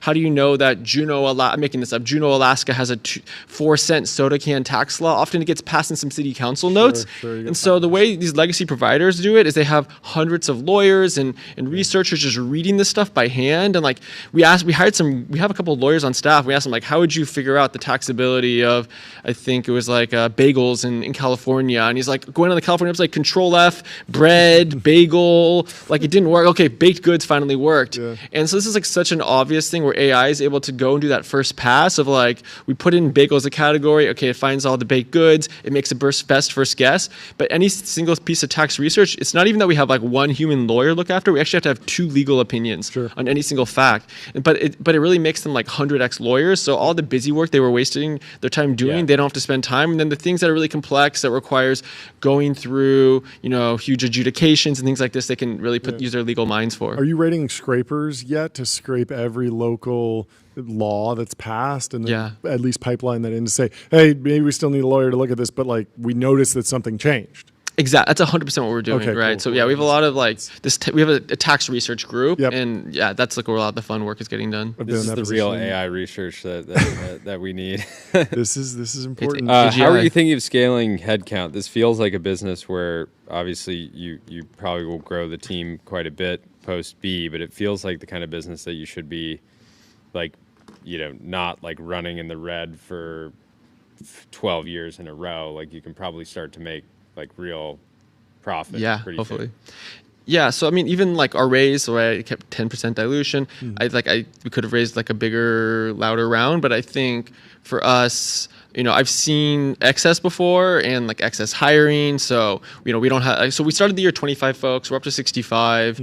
That's great. But, but even that, like everyone, it always feels like tight, there's no office manager, nothing like that. I was plunging the toys yesterday. We'll post some footage someone got of me. So I think, so there we go.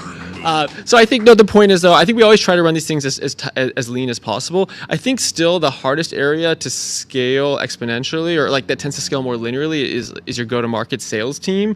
It's just we have some self-service stuff we're building out, but I just think in general, AI has not replaced salespeople. It's still a very human endeavor, and so that's probably and obviously still AI can eat steak, play a round of golf. Not yet. It's gonna stay that way. We're getting there. But no. You should cap off the show with us. Let's check the timeline and see if there's any breaking news before the weekend. Usually these companies wait until the second they see we go off the air. Yeah. And then they the big news that we haven't covered yet is NVIDIA did one of those zombie acquisitions. They bought this company in Fabrica, and they paid $900 million. They hired the CEO, and they licensed the startup's technology. The CEO is Roshan Sankar, the guy behind Broadcom's AVGO Tomahawk switches. So NVIDIA is now getting into like the acqui-hire game. Some clear chat. Yes. NVIDIA isn't just buying talent; they're locking down the AI data centers, networking backbone. Well, congrats, Dylan Patel is an early investor. Somebody should make an AI text blocker for your browser so that it detects like ChatGPT generated. It does feel like it's pretty detectable at this point, but for some reason, it's not. What else is going on in here? JP Morgan put out a report on NVIDIA's investment in Intel. NVIDIA put $5 billion in, marked up the U.S. taxpayer, marked up Leopold Aschenbrenner. Let's hear it. Let's hear it for Leopold and the U.S. taxpayer. Fantastic. But JP Morgan's analysis said more value is seen accruing to NVIDIA in the Intel collaboration. There's still no commitment to Intel Foundry. So Intel's still going around trying to get enough of those customers to justify their next big fab. NVIDIA is going to benefit a bunch from this. So even though it's just interesting because there was one framing of this story, which was like NVIDIA is making this investment as like an olive branch. They just have $60 billion sitting around. They're going to throw $5 billion into Intel, maybe just because they think the stock will go up, or maybe that they'll like basically give $5 billion away as an olive branch to support this American chip manufacturer. And then they'll trade something and they'll be able to sell into China or something like that. Well, no, JP Morgan's here saying that, NVIDIA is actually going to get a lot of value out of this deal, which is kind of or they just right day after the announcement, they just nuke the chart and market sell 5 billion. We got a post here from Nat Eliason, who I saw in the chat earlier. I don't know if he's still here. It says the reason you can so easily pull all-nighters in college is because you're supposed to be having kids at that age. 25,000 likes. That is a true gigabanger. Gigabanger. You don't see that very often. Tyler, do you think that DeepMind solved Navier-Stokes? Do you see this post from Google DeepMind? We're announcing a major advance in the study of fluid dynamics with AI, and then they put the water emoji in a joint paper with researchers from Brown University, NYU, and Stanford. They're announcing an announcement. They haven't actually announced this. What do you think? Are you familiar with this problem? Can you explain the significance of Navier-Stokes? Because Sam here says, don't tell me they figured out Navier-Stokes. I don't know that I can do a really good explanation, but I did see in the comments, it's like, I'm pretty, 90% sure it's not. It's just like some random math problem that's not that interesting. So. Well, still, let's hear it for random math problems. We want to solve all the math problems. Come on, let's do it. We also have some news in the chat. Netflix is trying to buy Warner Brothers Discovery. We thought Ellison was bidding, and Netflix might be trying to bid. This is from Puck News. Thank you to Ragav for sharing that news. Hopefully, you guys don't figure out that we'll read basically anything you put in the chat, because you could put some crazy fake news in there if you wanted to.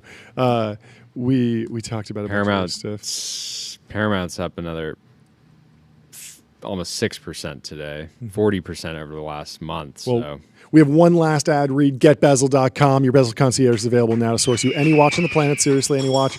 You got a Series B, you got to pick something up at Get Bezel. Yeah, you deserve a little treat. And we'll close with this question. How long is this guy messaged me to, quote, hop on a quick call. How long are those supposed to typically last? Somebody asks you for a quick call. How long do you think that lasts?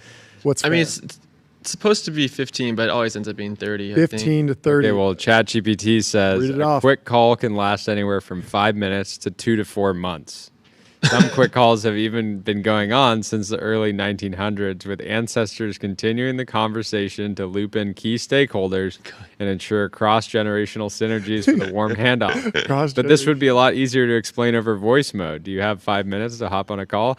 This is clearly Photoshop, but absolutely hilarious. Hilarious. I wasn't familiar. He has access to. Is the ChatGPT 5 Instant a real feature? I don't have that. Mine just says ChatGPT 5 usually when I go to ChatGPT. Auto, but who's getting access to Instant? This seems like some new feature. I don't know if it's all Photoshop, but it's clearly a very clever Photoshop. You guys should hop on a quick call with The Weeknd. With The Weeknd. Thank you for hanging out with us. Thank you for joining, Sam. It's been an honor to have you, and the progress is tremendous. And everybody in the chat, everybody listening, have a fantastic weekend. Thank you for tuning in.